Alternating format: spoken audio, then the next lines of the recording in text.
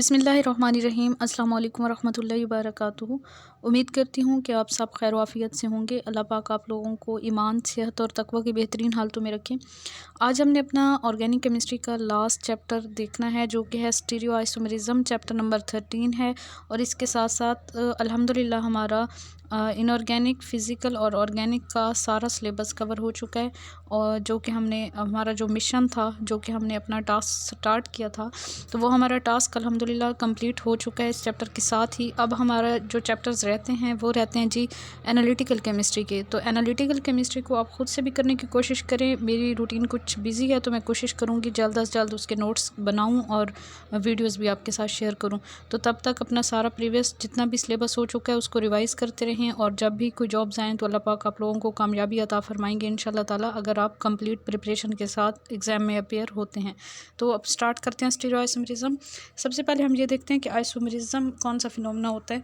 Isomerism compounds with same molecular formula but different structural formula and physical and chemical properties are called isomers. ठीक है, ये isomers की definition है और इस फिनोमेना को हम आइसोमरिज्म कहते हैं। आइसोमर्स को फर्दर जो है ना, आइसोमरिज्म को हम दो मेन टाइप्स में डिवाइड करेंगे, एक कॉन्स्टिट्यूशनल आइसोमरिज्म और दूसरा स्टीरियो आइसोमरिज्म। कॉन्स्टिट्यूशनल आइसोमरिज्म के लिए एक और टर्म भी यूज़ करते हैं, स्ट्रक्चरल आइसोमरिज्म। ठीक है, इसको अगर हम डिफ़ाइन करें कॉन्स्टिट्यूशनल और स्ट्रक्चरल आइसोमरिज्म, तो इसमें मॉलिक्यूलर फार्मूला सेम होता है और स्ट्रक्चरल फार्मूला डिफरेंट होता है। इसमें फर्दर हमारे पास 5 टाइप्स आ जाती हैं, जो कि आपने पहले भी स्टडी की हैं एक बार। सबसे फर्स्ट वन जो है वो है चेन आइसोमरिज्म या स्केलेटल आइसोमरिज्म, जिसमें आपके पास जो है ना चेन की लेंथ जो है वो डिफरेंट होगी। दो ऐसे कंपाउंड्स होंगे जिनका मॉलिक्यूलर फार्मूला सेम होगा लेकिन चेन में डिफरेंस होगा या स्केलेटल में डिफरेंस होगा। जैसे आप देखें एन-ब्यूटेन एंड आइसोब्यूटेन जो है, ये इसकी एग्जांपल आ जाएगी। सेकंड टाइप में हमारे पास फंक्शनल आइसोमरिज्म है। स्ट्रक्चरल आइसोमरिज्म की सेकंड टाइप में फंक्शनल आइसोमरिज्म में फंक्शनल ग्रुप डिफरेंट होंगे, जैसे CH3 CH2OH and CH3O CH3। तो इन दोनों में आप देखें तो दोनों का मॉलिक्यूलर फार्मूला सेम है, लेकिन दोनों में फंक्शनल ग्रुप्स डिफरेंट हैं। एक में हाइड्रोक्सल ग्रुप है और दूसरा जो है वो ईथर लिंकेज है। नेक्स्ट हमारे पास थर्ड वन आ जाता है पोजिशनल आइसोमरिज्म। पोजिशनल आइसोमरिज्म में आपके पास फंक्शनल ग्रुप सेम होता है, जैसे कि हाइड्रोक्सल ग्रुप आपको यहाँ पे नज़र आ रहा है। तो इसमें जो है ना उसकी जस्ट पोजीशन जो है वो डिफरेंट होती है चेन के ऊपर। Fourth one is metamerism. Metamerism में सेम फंक्शनल ग्रुप होगा, लेकिन चेन में फंक्शनल ग्रुप के आर पार अगर हम बात करें तो कार्बन एटम्स की तादाद जो है वो डिफरेंट हो जाती है। इसको हम कहते हैं मेटामरिज्म। और टाटोमरिज्म है नेक्स्ट वन। टाटोमरिज्म में कीटो एंड इनोल फॉर्म हो सकती है, या ज्विटराइन की एग्जांपल हम देखते हैं। तो टाटोमरिज्म में आप देखें तो हाइड्रोजन एटम जो है, या हम कह लें कि यहाँ पे हमारे पास एक बॉन्ड की शिफ्टिंग से एक कंपाउंड जो है वो दूसरे कंपाउंड में चेंज हो जाएगा। जैसे यहाँ पे आपको एग्जांपल नज़र आ रही है, कीटो फॉर्म में आप देखें तो सेकंड कार्बन के साथ डबल बॉन्ड के साथ ऑक्सीजन एटम जो है वो अटैच है, जबकि दूसरी इनोल फॉर्म में अगर आप देखें तो इसमें सेकंड कार्बन के साथ OH अटैच है और सेकंड कार्बन का नेक्स्ट कार्बन के साथ डबल बॉन्ड है। तो यहाँ पे एक बॉन्ड की शिफ्टिंग हो रही है और एक हाइड्रोजन एटम की शिफ्टिंग हो रही है। तो इस तरह से जो है ना वो हमारे पास कीटो एंड इनोल फॉर्म आ जाते हैं। ठीक है, और कीटो फॉर्म जो है वो ज़्यादा स्टेबल है, 93% इसकी परसेंटेज आपको यहाँ पे नज़र आ रही है, और इनोल फॉर्म की 7%। उसके बाद नेक्स्ट हमारे पास सेकंड जो टाइप है वो है जी स्टीरियो आइसोमरिज्म। आइसोमरिज्म की सेकंड टाइप है ये हमारे पास। इसमें सेम मॉलिक्यूलर फार्मूला होगा, सेम स्ट्रक्चरल फार्मूला होगा, just there will be difference in arrangement of atoms in 3 dimensional space. 3 dimensional space में एटम्स के अरेंजमेंट में डिफरेंस होगा, बाकी मॉलिक्यूलर और स्ट्रक्चरल फार्मूला जो हैं वो सेम होंगे। इसमें फर्दर टाइप्स देखें तो एक कन्फॉर्मेशनल आइसोमरिज्म है और दूसरी इसकी टाइप है कॉन्फिगरेशनल आइसोमरिज्म। कन्फॉर्मेशनल आइसोमरिज्म जो है, these are interconverted by rotation about a single bond. जो कन्फॉर्मेशनल आइसोमर्स होते हैं those are interconverted by rotation about a single bond, these are called conformers और rotamers. इन isomers को हम conformers या रोटामर्स कहते हैं। यहाँ पे कन्फॉर्मर्स या रोटामर की अगर हम एग्जांपल देखें तो सिंपल हमारे पास एक इथेन का मॉलिक्यूल है। इसमें आप देखें तो जो फर्स्ट स्ट्रक्चर आपको नज़र आ रहा है, इसमें कार्बन के ऊपर जो हाइड्रोजन एटम 3 डायमेंशनल स्पेस में मौजूद हैं, उनके आप डायरेक्शन देखें तो ऊपर 2 हाइड्रोजन है और नीचे 1 है। नेक्स्ट में आप देखें तो इसी कार्बन के ऊपर 2 हाइड्रोजन नीचे अटैच हैं और एक ऊपर। ये 3 डायमेंशनली जो है हम पेपर पे ठीक से नहीं एक्सप्लेन कर सकते, तो यहाँ पे भी आपको काफ़ी हद तक इस चीज़ की समझ आ रही होगी। और बाकी सेकंड कार्बन जो जो है उसके ऊपर हाइड्रोजन की जो है अरेंजमेंट है वो एज सच है, उसमें कोई इतना ख़ास डिफरेंस नहीं है। नेक्स्ट हमारे पास आ जाता है configurational isomerism. These are interconverted only by breaking and making bonds and can be isolated. जो हमारे पास कन्फॉर्मर्स या रोटामर्स हैं, बहुत इंपॉर्टेंट पॉइंट है कि इनको हम आइसोलेट नहीं कर सकते, ठीक है। सिंगल बॉन्ड को रोटेट करके जस्ट इनका जो है ये एक दूसरे में इंटर कन्वर्ट हो सकते हैं, जबकि जो कॉन्फिगरेशनल आइसोमर्स हैं उनको हम तभी एक दूसरे में इंटर कन्वर्ट कर सकते हैं जब हम बॉन्ड को ब्रेक करें या न्यू बॉन्ड की फॉर्मेशन करें। तो इस तरह से हम इनको आइसोलेट भी कर सकते हैं, एक दूसरे से सेपरेट भी कर सकते हैं। इसमें फर्दर हमारे पास दो टाइप्स आ जाती हैं, एक ऑप्टिकल आइसोमरिज्म और दूसरा ज्योमेट्रिकल आइसोमरिज्म। ऑप्टिकल आइसोमरिज्म में आप जानते हैं कि ऑप्टिकली एक्टिव सब्सटेंसेस आ जाते हैं जो कि प्लेन पोलराइज लाइट को रोटेट कर सकते हैं, और ज्योमेट्रिकल आइसोमरिज्म में डबल बॉन्ड का होना शर्त है, ठीक है। ऑप्टिकल आइसोमरिज्म में एक और चीज़ भी बहुत ही फेमस है कि जो हमारे पास ऑप्टिकल आइसोमर्स होते हैं ना, वहाँ पे कायरल कार्बन्स प्रेजेंट होते हैं, कायरलिटी प्रेजेंट होती है, मीन के कार्बन एटम के साथ 4 डिफरेंट ग्रुप्स अटैच होते हैं। अब अगर आप ऑप्टिकल आइसोमर्स में एग्जांपल यहाँ पे देखें तो कार्बन के साथ 4 डिफरेंट ग्रुप्स अटैच हैं, hydrogen, methyl group, hydroxyl group and COH। और इसी तरह नेक्स्ट जो इसका सेकेंड जो ऑप्टिकल आइसोमर है उसमें आप देखें तो हाइड्रोक्सिल ग्रुप जो है फर्स्ट वन में नीचे है और सेकेंड वन में ऊपर है, और हाइड्रोजन जो है सेकेंड वन में नीचे है और फर्स्ट वन में ऊपर है। तो ये आपके पास ऑप्टिकल आइसोमर्स हैं जहाँ पे कायरल कार्बन भी प्रेजेंट है। ज्योमेट्रिकल आइसोमर्स की बात करें तो ज्योमेट्रिकल आइसोमर्स जो हैं इसमें आपके पास एग्जांपल कुछ इस तरह से है कि 2 कार्बन्स के दरमियान डबल बॉन्ड होना ज़रूरी है, और यहाँ पे सिस और ट्रांस आइसोमर्स आ जाते हैं। जैसे COH ग्रुप यानी कि सेम ग्रुप सेम साइड पे हैं डबल बॉन्ड की, तो वो आपके पास सिस आइसोमर है, और सेम ग्रुप डिफरेंट साइड पे हैं तो वो फिर जो है वो ट्रांस आइसोमर होते हैं।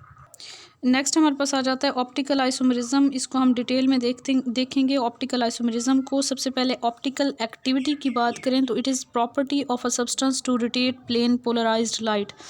Property of a substance to rotate plane polarised light is called optical activity. Ordinary light की बात करें तो जब हम उसे पास करते हैं किसी भी मोनोक्रोमेटर में से तो मोनोक्रोमेटिक लाइट हमें ऑब्टेन होती है। मोनोक्रोमेटिक लाइट कौन सी होती है? जो कि सिंगल वेवलेंथ पर मुश्तमिल लाइट होती है, उसे हम मोनोक्रोमेटिक लाइट कहते हैं, जबकि जो ऑर्डिनरी लाइट होती है वो डिफरेंट वेवलेंथ्स पर मुश्तमिल होती है। तो ऑर्डिनरी लाइट को मोनोक्रोमेटिक लाइट यानी सिंगल वेवलेंथ वाली लाइट में कन्वर्ट करने के लिए हमें ऑर्डिनरी लाइट को पास करवाना पड़ता है थ्रू अ मोनोक्रोमेटर।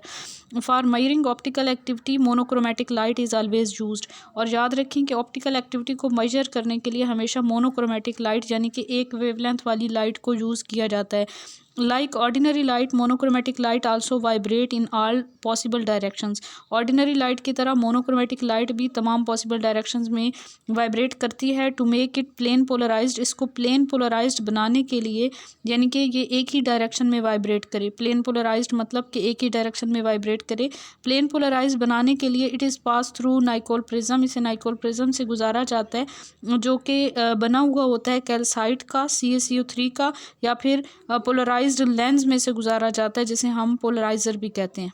ठीक है, तो मोनोक्रोमेटिक लाइट को प्लेन पोलराइज्ड लाइट में कन्वर्ट करने के लिए उसे या तो नाइकोल प्रिज्म से या फिर पोलराइज़र से गुजारा जाता है। पोलराइज़र जो है ये पोलराइज्ड पोलराइड लेंस भी इसे कहते हैं, और ये कैल्साइट यानी कि कैल्शियम कार्बोनेट का बना हुआ होता है। Plane polarised light is pass through optically active substance. फिर प्लेन पोलराइज्ड लाइट जो हमने हासिल कर ली उसको ऑप्टिकली एक्टिव सब्सटेंस में से गुजारा जाता है, और ऑप्टिकली एक्टिव सब्सटेंस जो है उसका सोल्यूशन लिया जाता है। जैसे सुक्रोज का हम सोल्यूशन ले लें और उसमें से प्लेन पोलराइज्ड लाइट को पास करवाएं and then through second Nicol prism, और देन उस लाइट को हम सेकंड नाइकोल प्रिज्म में से गुजारते हैं जिसे एनालाइजर कहते हैं। Observer will observe maximum brightness only when he or she rotates the analyser through an angle called optical rotation. Angle को हम अल्फ़ा से शो करेंगे। ठीक है, तो ये बेसिकली जो है इंस्ट्रूमेंटेशन के बारे में यहाँ पे एक्सप्लेन किया हुआ है। इसमें जो मेन पॉइंट्स हैं उनको मैं ज़रा ज़्यादा एक्सप्लेन कर रही हूँ, तो आप याद रखें कि MCQs में यहाँ से भी कुछ पूछा जा सकता है। एनालाइज़र क्या होता है और पोलराइज़र क्या होता है, तो इन चीज़ों के बारे में आपको पता होना चाहिए। ऑप्टिकल रोटेशन क्या चीज़ होती है। ठीक है, प्लेन पोलराइज लाइट को जब हम ऑप्टिकली एक्टिव सब्सटेंस में से गुजारते हैं तो देन उसे हम सेकंड नाइकोल प्रिज्म से गुजारते हैं उसके बाद, और सेकंड इंपॉर्टेंट नाइकोल प्रिज्म है उसे एनालाइज़र कहते हैं। और ऑब्जर्वर तभी जो है मैक्सिमम ब्राइटनेस ऑब्टेन कर सकता है जब वो रोटेट करता है एनालाइज़र को एक ख़ास एंगल से, और उस ख़ास एंगल को ऑप्टिकल रोटेशन कहते हैं, ठीक है। और उसको जो है पॉजिटिव साइन दिया जाता है जब लाइट रोटेट होती है when rotated to right side, ठीक है, या क्लॉकवाइज, ठीक है। जब अगर जो ऑब्जर्वर है, जो शख्स जो है ऑब्जर्व कर रहा है ये सारा एक्सपेरिमेंट, तो वो अगर राइट साइड पे रोटेट करता है एनालाइज़र को, तो फिर जो है उस आपके पास पॉजिटिव साइन दिया जाता है उसको, ठीक है, क्लॉकवाइज अगर रोटेट किया जा रहा है।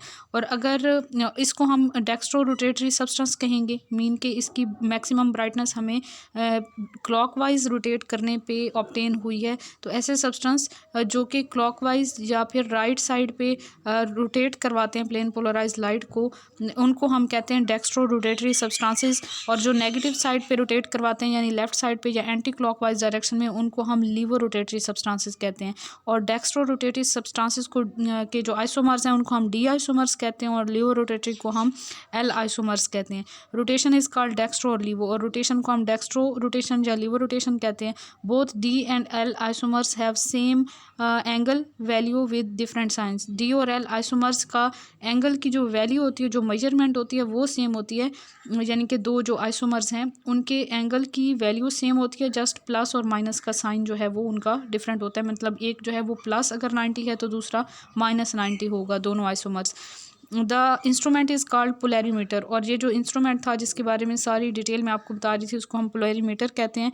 और पोलैरीमीटर के पार्ट्स जो हैं वो एक लाइट सोर्स होता है, सोडियम लैंप होता है यूजुअली, पोलराइज़र प्रिज्म होता है एक। नंबर 3 होता है जी ट्यूब होल्डिंग सैंपल, और 4th वन एनालाइज़र, ये भी प्रिज्म होता है। 5th वन ग्रेजुएटेड डिस्क होती है या स्केल होता है अटैच्ड विद एनालाइज़र। और अल्फ़ा जो है, जो कि एंगल ऑफ रोटेशन है, depend upon concentration of solution, nature of substance, length of tube and wavelength of light implied and temperature. जो अल्फ़ा है यानी कि एंगल ऑफ रोटेशन है, वो 5 बातों पे डिपेंड करता है: concentration of solution, nature of substance, length of tube and wavelength of light implied and temperature. तो ये इंपॉर्टेंट बात है, याद रखिएगा। For comparison of rotating powers of optically active substances, all these factors are kept constant. जब हम comparison करते हैं rotating powers of optically substances, तो हम ये सारे फैक्टर्स जो हैं वो कांस्टेंट रखते हैं। Results are expressed in term of specific rotation, और रिजल्ट जो है वो स्पेसिफिक रोटेशन की टर्म में एक्सप्रेस किए जाते हैं। स्पेसिफिक रोटेशन को हम अल्फ़ा और फिर ब्रैकेट के बाद टी एंड लैम्डा से शो करेंगे, is equal to lambda over L multiply C for solution और लिक्विड। और specific rotation is equal to observed angle of rotation, जिसको हम अल्फ़ा से शो कर रहे थे, ठीक है। Observed angle of rotation by length in decimetre multiply concentration in gram per centimetre cube.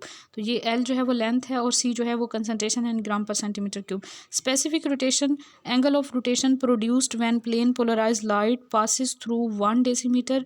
1 decimetre is equal to 10 centimetre of a solution having unit concentration at given wavelength and temperature. Specific rotation को हम कैसे define करेंगे? It is angle of rotation produced when plane polarised light passes through 1 decimeter of solution having unit concentration at given wavelength and temperature। wavelength temperature बाकी सारे factors हमने जो है वो कांस्टेंट रखे हैं, और ये वो रोटेशन का एंगल होता है जो कि प्लेन पोलराइज्ड लाइट जो है वो प्रोड्यूस करती है। 1 डेसीमीटर सोल्यूशन हमने लिया और 1 यूनिट कंसंट्रेशन जो है उसकी हमने ली थी। Specific rotation can be shown as, specific rotation को हम इस तरह से शो कर सकते हैं, हम जो है वो कांस्टेंट रख रहे हैं यहाँ पे टेम्परेचर 25 डिग्री सेल्सियस, और यहाँ पे जो है वो D plus is equal two plus 3.12 degree. इसका मतलब, अच्छा, अगर इस तरह से शो किया हुआ है, ये एक वैल्यू आपको गिवन है, तो इसको हम किस तरह से एक्सप्लेन करेंगे? इसका मतलब ये है कि डी लाइन लैंप जो है वो हमने यूज़ किया है, ठीक है, और लेमडा की वैल्यू हमारे पास 589.6 नैनोमीटर होती है। इसके लिए टेम्परेचर 25 डिग्री सेल्सियस है।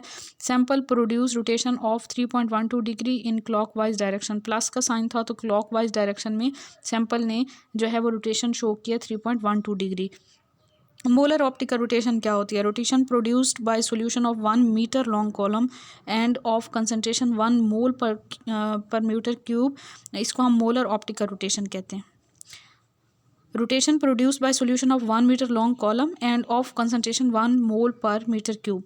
मोलर रोटेशन को हम कैपिटल M से शो करते हैं और फिर आप ऊपर T शो करेंगे, यहाँ पे लैम्डा शो करेंगे और इसके लिए आपके पास ये एक किस्म का फार्मूला आ गया। डिवाइडेड बाय 1000 करेंगे, मल्टीप्लाई मोलर मास करेंगे।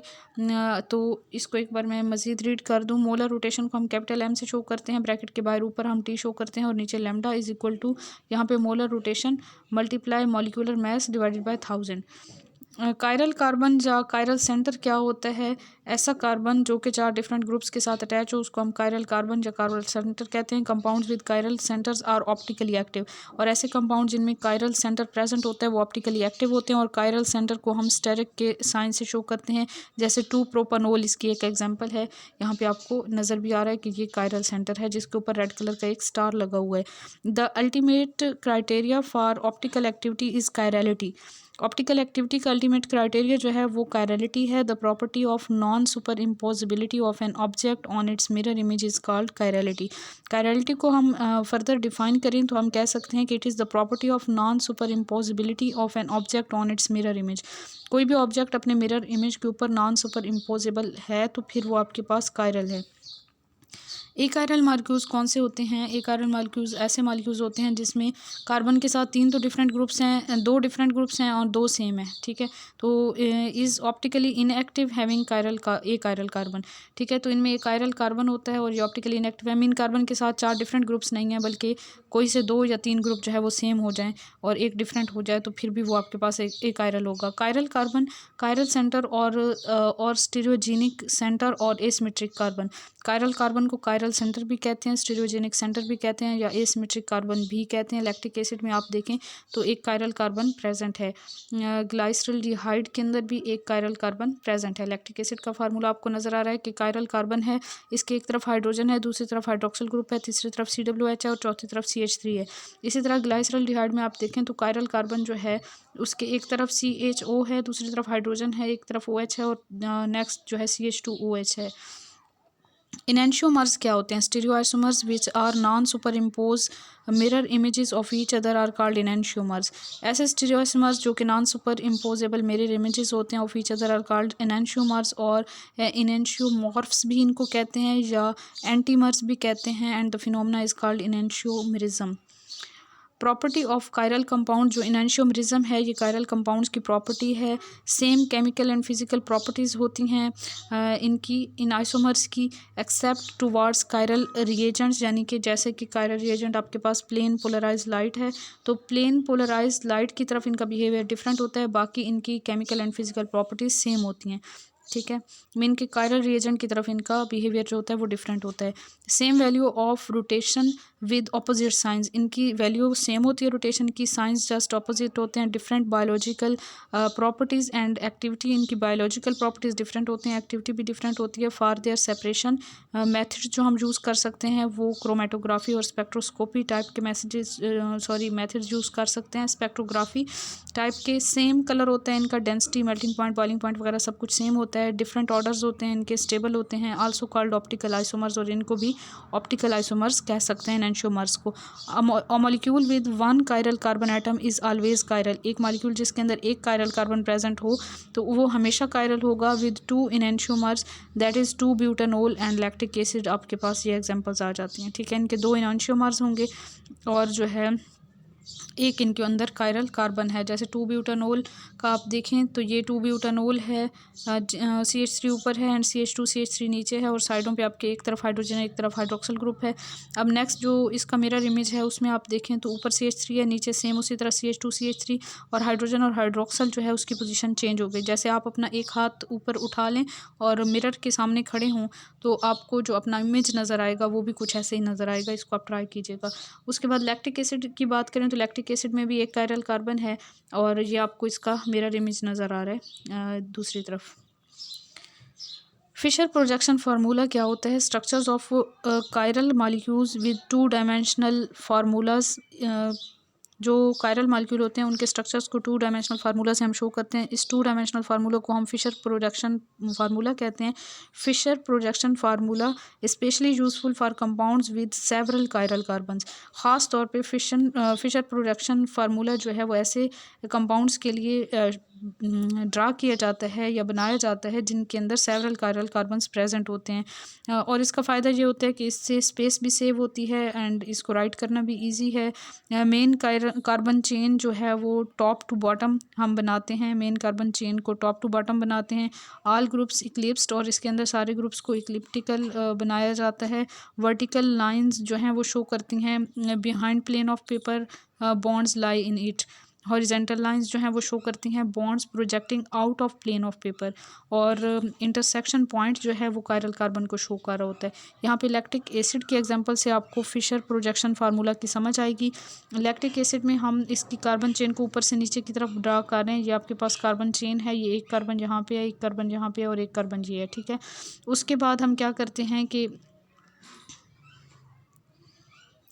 जो यहाँ पे वर्टिकल लाइन है वो आपको शो कर रही है ऐसे बॉन्ड जो कि बिहाइंड द पेपर हैं, और जो हॉरिजेंटल लाइन है ये शो कर रही है bonds projecting out of plane of paper, ठीक है। और इंटरसेक्शन पॉइंट जो ये सेंटर वाला पॉइंट है ये कायरल कार्बन को शो करता है। तो ये लैक्टिक एसिड का फिशर प्रोजेक्शन फार्मूला है जो कि आपको यहाँ पे नज़र आ रहा है, और ये वैसे 3 डायमेंशनल फार्मूला है लैक्टिक एसिड का। तो दोनों को कंपेयर करके आप समझ सकते हैं कि किस तरह से हमने फिशर प्रोजेक्शन फार्मूला ड्रा किया है। डी एंड एल सिस्टम क्या होता है? रिलेटिव कॉन्फ़िगरेशंस की बात करें, the configurations of a compound with reference to the arbitrarily assigned configuration of reference compound is called relative configuration. किसी एक स्टैंडर्ड कॉन्फ़िगरेशन के साथ हम रिलेट करके जब कॉन्फ़िगरेशन निकालते हैं तो उसको हम रिलेटिव कॉन्फ़िगरेशन कहेंगे। Before 1950s only relative configurations were known, सिर्फ रिलेटिव कॉन्फ़िगरेशंस को जाना जाता था। No one was able to determine absolute configuration, और एब्सोल्यूट कॉन्फ़िगरेशन को बताना जो था वो पॉसिबल नहीं था। Rosanoff proposed one compound be chosen as a standard and a configuration be arbitrarily assigned to it. Rosanoff ने हमें बताया था कि एक कंपाउंड चूज़ कर लेना चाहिए, उसको स्टैंडर्ड मान लेना चाहिए और उसकी कॉन्फ़िगरेशन जो है उसको आर्बिट्रेरली असाइन कर देना चाहिए। ग्लिसरॉल्डिहाइड को चूज़ किया गया था, ठीक है। ग्लिसरॉल्डिहाइड को चूज़ किया गया था एज अ स्टैंडर्ड, और ग्लिसरॉल्डिहाइड का स्ट्रक्चर आपको नज़र आ रहा है कि एक उसमें कायरल कार्बन है। कायरल कार्बन की एक तरफ CHO ग्रुप अटैच है, दूसरी तरफ CH2OH है, एक तरफ OH है और दूसरी तरफ जो है वो हाइड्रोजन है, ठीक है। इसका ये मिरर इमेज भी आप देख लें, आपको यहाँ पे नज़र आ रहा है। जस्ट हमने हाइड्रोजन और हाइड्रोक्सिल ग्रुप की पोजीशंस को चेंज किया है, बाकी ऐसा है। तो इसमें आपके पास जो लेफ़्ट साइड पे है ये D या प्लस ग्लिसरॉल्डिहाइड है, और जो राइट साइड पे है वो L या माइनस ग्लिसरॉल्डिहाइड है, ठीक है। यहाँ पे हाइड्रोक्सिल ग्रुप और हाइड्रोजन इन दोनों की पोजीशन हमने चेंज की है। ये D या प्लस ग्लिसरॉल्डिहाइड है जिसमें हाइड्रोक्सिल ग्रुप राइट साइड पे है, और जिसमें हाइड्रोक्सिल ग्रुप लेफ़्ट साइड पे है वो L या माइनस ग्लिसरॉल्डिहाइड है। Assignment of relative configuration depend upon assumption no change in configuration occurs as long as bonds to the asymmetric carbon remains intact। जब तक बॉन्ड को छेड़ा ना जाए तो कॉन्फ़िगरेशन एज सच रहेगी। ये इस बेस पे जो है वो रिलेटिव कॉन्फ़िगरेशन असाइन की जाती है, ठीक है। ये एक अजम्पशन है, ठीक है। यहाँ पे हमारे पास D या प्लस ग्लिसरॉल्डिहाइड आपको नज़र आ रहा है। अगर हम उसका HGO के साथ रिएक्शन यानी कि ऑक्सीडेशन करवा देते हैं तो वो हमारे पास D माइनस ग्लिसरिक एसिड में चेंज हो जाता है। इन दोनों की कन्फिग्रेशन जो है वो सेम है, यानी कि D है। हमारा जो रिएक्टेंट था उसकी भी और उसके ऑक्सीडेशन के बाद हमारे पास जो प्रोडक्ट ऑब्टेन हुआ है उसकी भी D ही है। अगर आप देखें ना तो यहाँ पे OH ग्रुप राइट साइड पे ही है दोनों में, और हाइड्रोजन जो है वो लेफ़्ट साइड पे है, तो दोनों की कॉन्फ़िगरेशन जो है वो D है। तो यहाँ पे ये अजम्पशन थी कि कोई चेंज कॉन्फ़िगरेशन में नहीं आएगा as long as bond to the asymmetric carbon remains intact. तो इस तरह से रिलेटिव कॉन्फ़िगरेशन असाइन की जाती है। तो आपके पास जो असाइन की गई कॉन्फ़िगरेशन ग्लिसरिक एसिड को वो D है, बिकॉज़ जो हमारे पास इसका स्टार्टिंग मॉलिक्यूल है जिससे इसको बनाया गया ऑक्सीडेशन के बाद वो D था, D ग्लिसरॉल्डिहाइड से बनाया गया। तो जो हमारे पास ग्लिसरिक एसिड है वो भी D कॉन्फ़िगरेशन रखता है। Any compound configurationally related to D plus glyceraldehyde is said to belong to D series. कोई भी कंपाउंड जो कि हम रिलेट करते हैं D प्लस ग्लिसरॉल्डिहाइड के साथ तो वो D सीरीज़ से बिलोंग करता है, even though it may be laevorotatory and its enantiomer will belong to L series. उसके इनैंशियोमर्स जो हैं वो एल सीरीज़ से बिलोंग कर सकते हैं, वो खुद भी लेबोरेटरी हो सकता है, लेकिन उसकी कन्फिग्रेशन जो होगी वो डी ही होगी, वो डी सीरीज़ से बिलोंग करेगा। And enantiomer will belong to L series even achiral compound are also placed in D and L series. Achiral compound को भी डी एल एंड सीरीज़ में रख दिया गया, दैट इज़ बाईफिनाइल्स एंड एलिन्स। तो इस तरह से जो है ये हमारे पास कुछ एक कायरल कंपाउंड की भी डी सीरीज़ और एल सीरीज़ में प्लेसमेंट कर दी गई। When a compound has been placed in D और L series its absolute configuration is said to be known. जब हम किसी कंपाउंड को, यानी कि ये पास्ट की बातें हो रही हैं कि डी और एल सीरीज़ में रख देते थे, पास्ट में रख दिया जाता था डी और एल सीरीज़ में रिलेट करने के बाद, तो उनकी कन्फिग्रेशन भी हमें पता चल जाती थी। ठीक है, ड्रॉबैक क्या था इस सिस्टम का? डिजिग्नेशन ऑफ डी और L configuration depend upon compound to which it is related. हम जिस कंपाउंड से रिलेट कर रहे होते थे ना डी और एल कंपाउंड को, तो उसकी जो है वो डी या एल कन्फिग्रेशन हम उसी कंपाउंड के लिहाज से ही उसे असाइन कर रहे होते थे, रिलेशन के लिहाज से। Compound by some aspects relate to D and by other to L of same standard one. तो यहाँ पे ये एक कन्फ्यूजन आ रही थी कि कंपाउंड जो है कुछ एस्पेक्ट से डी के साथ रिलेट कर रहे होते थे और कुछ एस्पेक्ट से एल के साथ रिलेट कर रहे होते थे, वही सेम स्टैंडर्ड के डी और एल कन्फिग्रेशन के साथ। D and L sometimes confused with small D and small L.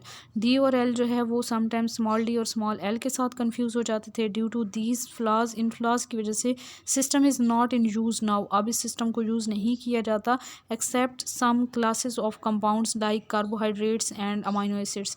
Amino acids और कार्बोहाइड्रेट्स के लिए जो है इसे यूज़ किया जाता है। R and S system of nomenclature of enantiomers. Next हमारा सिस्टम है R S system of nomenclature of enantiomers, also called Cahn Ingold Prelog system.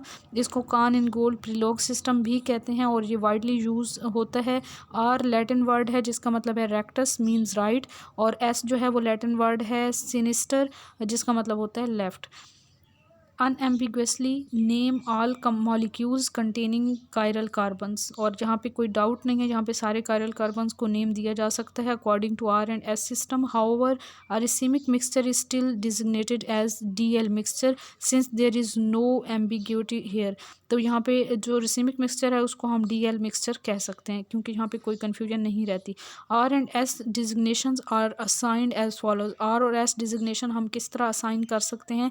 Substituents are listed in order of priority of decreasing atomic number। जो substituents हैं उनको हम decreasing atomic number के लिहाज से priority order में उनको तरतीब देंगे।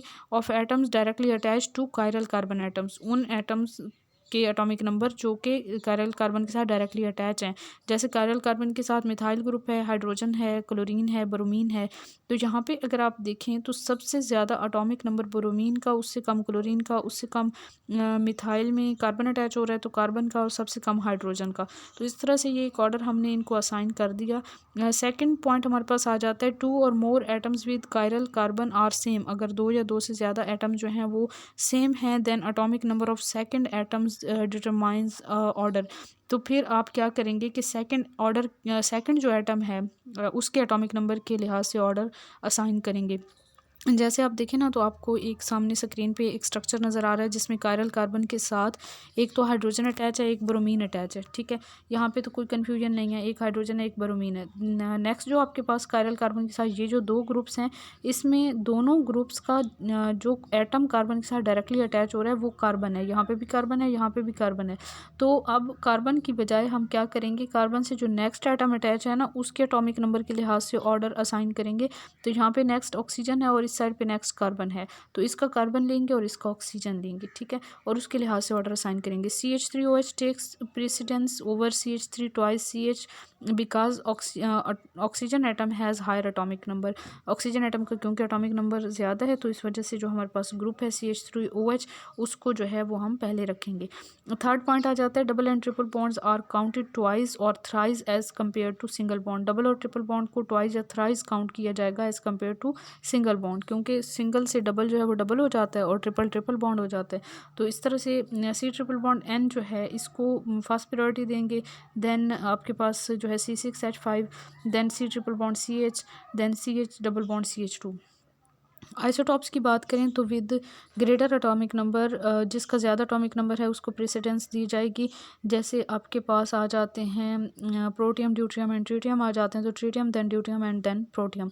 According to these rules overall order will be, तो ओवरऑल हमारे पास जो ऑर्डर निकल के आएगा वो आयोडीन, ब्रोमीन, क्लोरीन, ये पूरा एक ऑर्डर है। इसको आप अगर रट्टा लगाना चाहें तो लगा लें, वरना रूल्स को अपने माइंड में रखें और उसके अकॉर्डिंग जो है कोई अगर आपके पास आ जाते हैं कंपाउंड तो वहाँ पे आप देखेंगे कि कायरल कार्बन के साथ कौन कौन से एटम्स अटैच हैं और उनके एटॉमिक नंबर के लिहाज से आप खुद तरतीब दे लेंगे। ठीक है, इनको रट्टा लगाने की ज़रूरत नहीं है। तो ये आपके पास सारा ऑर्डर है जो कि यहाँ पे तकरीबन 3-4 लाइनों में लिखा हुआ है, इसको आप अच्छे से देख लें। RS configuration for Fischer projection formula. अब RS कॉन्फ़िगरेशन हम फिशर प्रोजेक्शन फार्मूला पे अप्लाई करें तो यहाँ पे हमारे पास जी एग्जांपल आ जाती है। अच्छा जी, यहाँ पे स्क्रीन पे आपको जो है वो एक स्ट्रक्चर नज़र आ रहा है और इसके अकॉर्डिंग अगर आप इस ऑर्डर के अकॉर्डिंग देखें तो इसमें जो ग्रुप्स अटैच हैं OH, CHO है एंड CH2OH, तो इन तीनों को अगर आप देखें तो OH जो है वो सबसे पहले आ रहा है ऑर्डर के अंदर। ठीक है, यहाँ पे आप देखें OH आ रहा है, देन CHO आ रहा है, देन CH2OH आ रहा है। ठीक है, तो नंबर 1, नंबर 2 एंड नंबर 3। तो यहाँ पे हमारे पास इस तरह से कुछ ऑर्डर बनेगा और हम क्या करेंगे, अगर हमारे पास लोएस्ट प्रायोरिटी का जो एटम है वो बिल्कुल बॉटम पे प्रेजेंट है तो हम बाकी 3 को देखेंगे तो हमारे पास कुछ इस तरह से जो है ये डायरेक्शन बन रही है, ये प्लस एन इंश्योर मार होगा आपके पास। और दूसरे केस में अगर आप देखें तो फिर आपके पास यहाँ पे दूसरा जो आइसोमर है उसमें आप देखें तो OH है, देन CH2, CHO है, देन CH2OH है। तो यहाँ पे जो है वो एंटी क्लॉकवाइज आ रहा है, ये माइनस इन एंशुमार होगा। ठीक है, तो यहाँ पे फर्स्ट, सेकंड एंड थर्ड ये कुछ इस डायरेक्शन में आ रहा है, एंटी क्लॉकवाइज ये माइनस इन एंशुमार होगा और क्लॉकवाइज वाला जो है ये आपके पास प्लस इन एंशुमार होगा। ठीक है, इसको हम जो प्लस इन एंशुमार वाला है जिसमें क्लॉकवाइज डायरेक्शन में रोटेशन हो रही है इसको हम R ग्लिसरल डिहाइड कहेंगे और जो एंटी क्लॉकवाइज वाला है इसको हम S ग्लिसरल डिहाइड कहेंगे। For 3D structure lowest priority atom और group behind the paper. 3D structure में हमारे पास जो लोएस्ट प्रायोरिटी वाला ग्रुप है उसको हम बिहाइंड द पेपर ड्रा करते हैं। अदर्स इफ़ क्लॉकवाइज, बाकी सारे जो हैं अब उसको नहीं देखेंगे, लोएस्ट प्रायोरिटी वाले को हम नहीं देखेंगे, बाकी सबको देखेंगे। अगर तो क्लॉकवाइज आ रहा है उनका ऑर्डर तो फिर वो R कॉन्फ़िगरेशन होगी, अगर एंटी क्लॉकवाइज आ रहा है तो फिर वो S कॉन्फ़िगरेशन होगी 3D स्ट्रक्चर में। और फिशर प्रोजेक्शन स्ट्रक्चर के अंदर भी आप देखें तो अगर आपके पास लोएस्ट प्रायोरिटी वाला एटम जो है वो बॉटम पे आ रहा है तो बाकी तीनों को हम देखेंगे, अगर क्लॉकवाइज है तो फिर R होगा और अगर एंटी क्लॉकवाइज है तो फिर S होगा, जैसे कि ऊपर की एग्जांपल में आपको एक्सप्लेन कर दिया। This system is unambiguous and does not depend on correlation. इसमें कोई कोरिलेशन नहीं है, हम रिलेटिव कॉन्फ़िगरेशन नहीं निकाल रहे तो इसमें जो है इतनी कन्फ्यूजन नहीं है। However configuration must be known by correlation method before applying this system. ये सिस्टम अप्लाई करने से पहले हमें कॉन्फ़िगरेशन जो है कोरिलेशन मेथड से मालूम करना पड़ती है। द रेसिमेट क्या होता है, equimolar mixture of pair of enantiomers. एक इक्विमोलर मिक्सचर होता है पेयर ऑफ एनेंशियोमर्स का। रेसिमेट और रेसिमेट मिक्सचर भी से हम कहते हैं denoted by prefixes plus minus और DL। इसको हम प्लस माइनस या DL small d small l से शो करते हैं। Does not show optical activity. जो रेसिमिक मिक्सचर होता है ये ऑप्टिकल एक्टिविटी शो नहीं करता। N optically active compound will with 1 chiral carbon exist in 3 different forms. एक जो ऑप्टिकली एक्टिव कंपाउंड होता है जिसके अंदर एक कायरल कार्बन प्रेजेंट हो तो वो 3 डिफरेंट फॉर्म्स में एग्जिस्ट कर सकता है। जैसे लैक्टिक एसिड की बात करें तो इसकी एक प्लस फॉर्म होगी, एक माइनस फॉर्म होगी और एक प्लस माइनस लैक्टिक एसिड होगा। When a chiral compound is prepared from A chiral compound, जब किसी कायरल कंपाउंड को एक कायरल कंपाउंड से प्रिपेयर करते हैं, product is always a racemic mixture. तो प्रोडक्ट हमेशा एक रेसिमिक मिक्सचर बनता है provided the reagents and reaction conditions are all symmetrical and achiral. तो यहाँ पे शर्त ये है कि सारी कंडीशंस और रिएजेंट्स जो हैं वो सिमेट्रिकल या ए कायरल होने चाहिए। एग्जाम्पल आप देखें तो CH3 CH2 COOH है, प्रोपेनोइक एसिड है जो कि ए कायरल है और ब्रोमीन जो है ये भी एक कायरल है, दोनों का रिएक्शन करवाएंगे फास्फोरस की मौजूदगी में, एक कायरल है वो भी। तो यहाँ पे आपके पास 2 ब्रोमो प्रोपेनोइक एसिड बनेगा जो कि कायरल है। रेसिमेट बिहेव्स लाइक सिंगल कंपाउंड। जो रेसिमेट होता है वो सिंगल कंपाउंड की तरह बिहेव करता है। शार्प मेल्टिंग पॉइंट होता है उसका, कांस्टेंट बॉइलिंग पॉइंट होता है। रेसिमेट प्लस ऑप्टिकली एक्टिव कंपाउंड जो है इज़ ऑलवेज रेसिमेट, ठीक है। तो उसका जो हमें प्रोडक्ट मिलेगा, रेसिमेट और ऑप्टिकली एक्टिव कंपाउंड को अगर हम मिक्स करते हैं तो जो प्रोडक्ट मिलता है वो हमेशा रेसिमेट होता है। For example +-2 butanol plus HBr, यहाँ पे इन दोनों को हम अगर रिएक्ट करवाते हैं तो +-2 ब्रोमो ब्यूटेन मिलता है जो कि हमेशा रेसिमेट होगा। नेक्स्ट हमने देखना है क्रिएशन ऑफ एसिमेट्रिक और chiral carbon and racemisation. Chiral carbon या एसिमेट्रिक कार्बन को हम कैसे क्रिएट कर सकते हैं या रेसमाइजेशन का प्रोसेस कैसे हो सकता है। Conversion of an optically active compound इधर enantiomer into racemic form is called racemisation. अगर हम ऑप्टिकली एक्टिव कंपाउंड को रेसिमिक फॉर्म में चेंज करते हैं तो उसको हम रेसिमाइजेशन का प्रोसेस कहते हैं। जैसे हमारे पास S2 आयोडोब्यूटेन है, sp3 है इसमें कार्बन, टेट्राहाइड्रल इसकी ज्योमेट्री होती है, ठीक है। इसका अगर हम आयोडीन I- के साथ जो है वो रिएक्शन करवाते हैं तो आपके पास एक इंटरमीडिएट बनता है जिसकी sp2 हाइब्रिडाइजेशन हो जाती है, प्लेनर स्ट्रक्चर हो जाता है।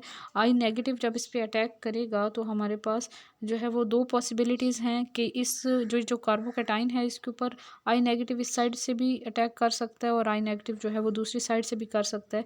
तो यहाँ पे जो प्रोडक्ट के चांसेस हैं वो 50-50% होंगे, inversion of configuration and retention of configuration. Reaction मिश्रण contain both R and S due to equimolar, यहाँ पे जो है ना रिवर्सिबल रिएक्शन भी तो होगा ना, तो इस वजह से जो है ना आपका जो ये फर्स्ट वन था ये चेंज होगा सेकंड वन में। यहाँ पे आई जो है वो अगर यहाँ से अटैक करे तो I- जो है वो अपोजिट साइड पे अटैच हो जाएगा।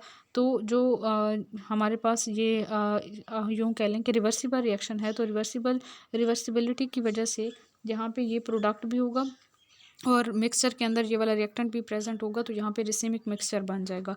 R2 आयोडो ब्यूटेन sp3 है, ये भी टेट्राहेड्रल है, और यहाँ पे आपके पास S2 आयोडो ब्यूटेन ये भी sp3 है और टेट्राहेड्रल है, तो यहाँ पे रिसिमिक मिक्सचर बनेगा। उसके बाद जी racemisation occur readily with compounds having same unsaturated functions attached to chiral carbon. Racemisation occurs readily with compounds having same unsaturated function adjacent to chiral carbon carrying hydrogen atom that can undergo tautomeric change। यहाँ पे हम इसको example से देखें तो आपको ज़्यादा अच्छे से क्लियर हो जाएगा। जैसे कि प्लस लैक्टिक एसिड है और नेक्स्ट वो कन्वर्ट हो रहा है आपके पास सिमेट्रिकल इनोल फॉर्म में जो कि अनस्टेबल है, और उसमें ने देन चेंज हो जाना है रिवर्सिबली माइनस लैक्टिक एसिड में, तो यहाँ पे रेसमाइजेशन का प्रोसेस होगा, ठीक है। इनोल फॉर्म एंड जो इसकी कीटो फॉर्म है वो एक दूसरे में इंटर कन्वर्टेड हैं। अदर एग्जांपल में आप देखें तो 2 मिथाइल ब्यूटानल इधर इनेंशियोमर, ये भी रेसमाइजेशन के प्रोसेस में जाएंगे। एपिमराइजेशन क्या चीज़ होती है? Inversion of configuration at 1 chiral carbon of a molecule having more than 1 chiral carbon atoms. अगर किसी एक कायरल कार्बन के ऊपर इन्वर्ट हो जाती है कॉन्फ़िगरेशन ऐसे कंपाउंड के लिए जिनमें एक से ज़्यादा कायरल कार्बन एटम्स प्रेजेंट हैं, तो इस प्रोसेस को हम एपिमराइजेशन कहते हैं। एपिमराइजेशन में product is an epimer of original compound. जो प्रोडक्ट होता है वो ओरिजिनल कंपाउंड का एपिमर होता है, मीन के सिर्फ एक कायरल कार्बन के ऊपर कॉन्फ़िगरेशन जो है वो इन्वर्ट हो जाएगी। मोर number of chiral carbon atoms more number of optically active forms. जितने ज़्यादा कायरल कार्बन एटम्स होंगे उतने ज़्यादा ऑप्टिकली एक्टिव फॉर्म्स होंगी किसी भी कंपाउंड की। Provided chiral carbon atoms are not identically situated. शर्त ये है कि कायरल कार्बन जो है वो आइडेंटिकली सिचुएटेड ना हो। Compound with n chiral carbon, अगर एक ऐसा कंपाउंड है जिसमें एन कायरल कार्बन एटम्स हैं तो उसकी ऑप्टिकली एक्टिव फॉर्म्स मालूम करने के लिए फार्मूला यूज़ करेंगे 2n, ठीक है। फॉर मॉलिक्यूल्स विदाउट सिमेट्री, ऐसे मॉलिक्यूल जिनमें सिमेट्री ना हो उसके लिए 2n फार्मूला यूज़ करेंगे और इसमें कोई मीज़ोफॉर्म नहीं होगी। For example CH3 CHOH CHCl and CH3 3 chloro 2 butanol जो है कायरल कार्बन इसमें 2 हैं, तो इसके लिए आप number of optically active forms मालूम करने के लिए आप 2 पावर 2 करेंगे, ठीक है। तो इसमें 2 पावर 2 में आंसर 4 आ जाएगा, तो 4 ऑप्टिकली एक्टिव फॉर्म्स होंगी इसकी। For tartaric acid number of optically active forms reduced because it has 2 identical chiral carbon atoms. अब जहाँ पे आइडेंटिकल कायरल कार्बन एटम्स आ जाएंगे तो फिर वहाँ पे ऑप्टिकली एक्टिव फॉर्म्स जो हैं वो रिड्यूस हो जाएंगी, जैसे टार्टारिक एसिड के केस में हो रहा है। तो COH CHOH CHOH COH, तो यहाँ पे आपके पास जो है 2-1 करेंगे फार्मूला के अंदर, 2 पावर 2-1 करेंगे और 2 पावर 2-1 आ जाएगा, तो ये आपके पास 2 + 1 जो है इज इक्वल टू 3 आंसर आ जाएगा। तो 1 इसकी जो है वो मीज़ोफॉर्म होगी। 2 पावर n-1 मीन कि ये मेन फार्मूला होगा for molecules with symmetry, n is equal to even number. जब आपके पास n जो है वो ऑड नंबर होगा तो फिर फार्मूला क्या होगा? ऑप्टिकली एक्टिव आइसोमर्स के लिए फार्मूला यूज़ करेंगे 2 power n-1 plus 2 power n-1/2। तो ये फार्मूला तब होगा जब n जो है वो ऑड नंबर है। जैसे फॉर एग्जांपल यहाँ पे मीज़ोफॉर्म्स जो होंगी वो 2 पावर n-1/2 होंगी। और इसमें एग्जांपल आप देखें तो यहाँ पे आपको एक कंपाउंड दिखाया गया है। इसमें ये जो है आपके ऑप्टिकली एक्टिव फॉर्म्स जो हैं वो 3 ऑप्टिकली नहीं सॉरी यहाँ पे कायरल सेंटर्स जो हैं वो 3 हैं, ठीक है। तो ये आप लिखेंगे एक्टिव फॉर्म्स जो हैं 2 पावर 3-1, n की वैल्यू 3 आ रही है ना, मीन ऑड आ रही है, तो 3-1 प्लस ये फार्मूला अप्लाई करें हम 2 पावर 3-1 प्लस 2 पावर 3-1/2, तो ये 2 पावर 3-1 वाला 2 पावर 2 आ जाएगा, प्लस 3-1/2 में आपके पास 1 आ जाएगा 2 पावर 1, तो ये 2 2 4 प्लस 2 1 2 प्लस 2 होगा, 4 + 2 = 6, ये 6 इसकी ऑप्टिकली एक्टिव फॉर्म्स आ जाएंगी। मीज़ो फॉर्म के लिए 3-1/2 करेंगे तो ये आपके पास 2 पावर 1 आ जाएगा, यानी कि 2 मीज़ो फॉर्म्स 2 होंगी। तो टोटल ऑप्टिकली एक्टिव फॉर्म्स जो है 6 + 2 = 8 टोटल ऑप्टिकली एक्टिव फॉर्म्स होंगी। डायस्टेरियोसोमर्स क्या होते हैं? Compounds with 2 dissimilar chiral carbon atoms. ऐसे कंपाउंड जिनमें 2 डिसिमिलर कायरल कार्बन एटम्स मौजूद हों उनको डायस्टेरियोसोमर्स कहते हैं। जैसे 3-chloro-2-butanol है, इसके 4 स्टीरियोआइसोमर्स होते हैं, 2 इनैंशियोमर पेयर्स होते हैं, ठीक है। 4 स्टीरियोआइसोमर्स होते हैं जिनके 2 इनैंशियोमर पेयर्स में वो एग्जिस्ट करते हैं, ठीक है। डायस्टेरियोसोमर्स क्या होते हैं? ऐसे कंपाउंड जिसमें 2 dissimilar chiral carbon atoms present हों।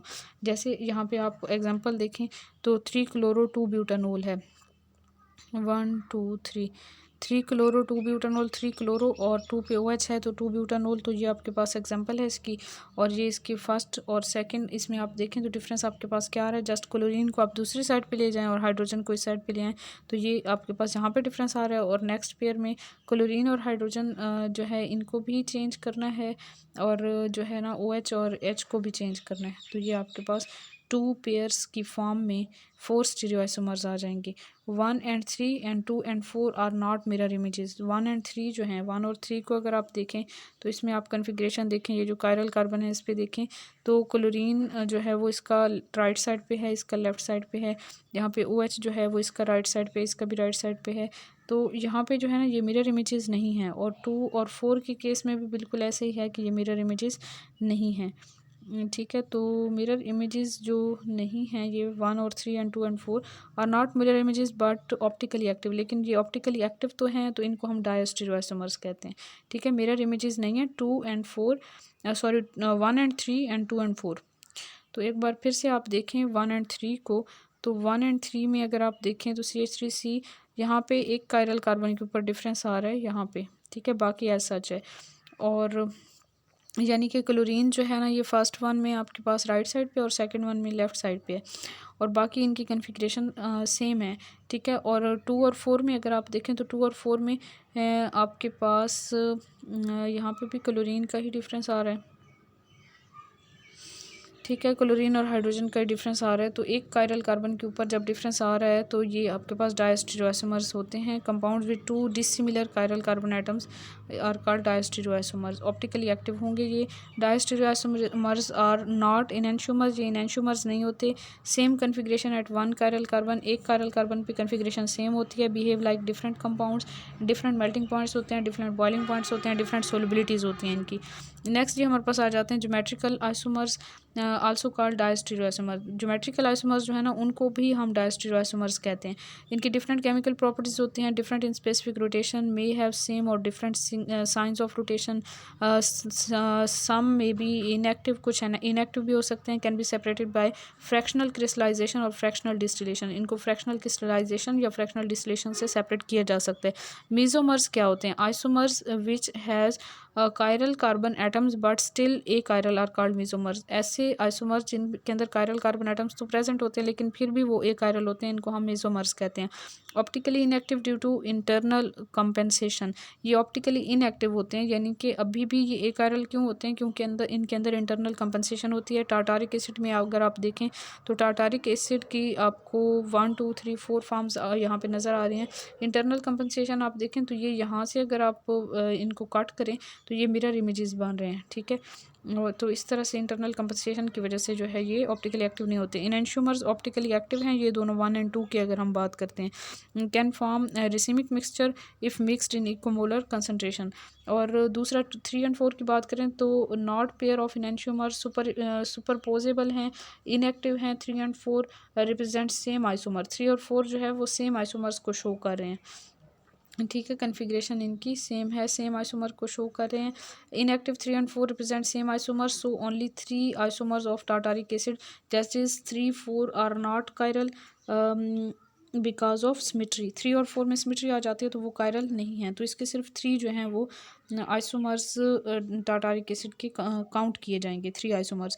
Test for chirality, non superimposability on mirror image, ये एक क्राइटेरिया है कायरलिटी के लिए।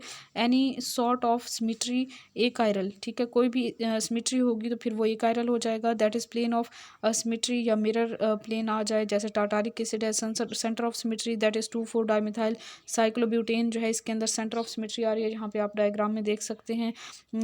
और 2 4 dimethyl cyclobutane 1 3 di carboxylic acid के अंदर सेंटर ऑफ सिमेट्री आ रही है। For even membered rings, even membered rings के लिए lines join identical points in a molecule cross each other, जैसे कि C6H6 जो है यहाँ पे ये आप देखें तो लाइन जो है वो ऑपोजिटली यहाँ पे जाके ये एक सिमेट्री क्रिएट कर रहे हैं, सेंटर ऑफ सिमेट्री जिसे हम कह रहे हैं। An alternating axis of symmetry, axis of symmetry हो सकती है एन अगर इवन नंबर है और molecule rotate by 360 by n about axis new molecule obtain, तो न्यू मॉलिक्यूल ऑब्टेन हो जाए तो ये आपके पास एक्सिस ऑफ सिमेट्री होगी 1 2 3 4। टेट्रा मिथाइल साइक्लोब्यूटेन इसकी एग्जांपल है जो आपको सामने नज़र आ रही है, और इसकी दोनों जो कन्फिग्रेशंस हैं वो यहाँ पे आपको नज़र आ रही हैं। 4 folds alternating axis of symmetries में पाई जाती है। 9 डिग्री 360 बाय 4 करेंगे तो 9 डिग्री यहाँ पे आपके पास आ जाएगा। उसके बाद है रेजोल्यूशन ऑफ रेसिमेट और रेसिमेट mixture.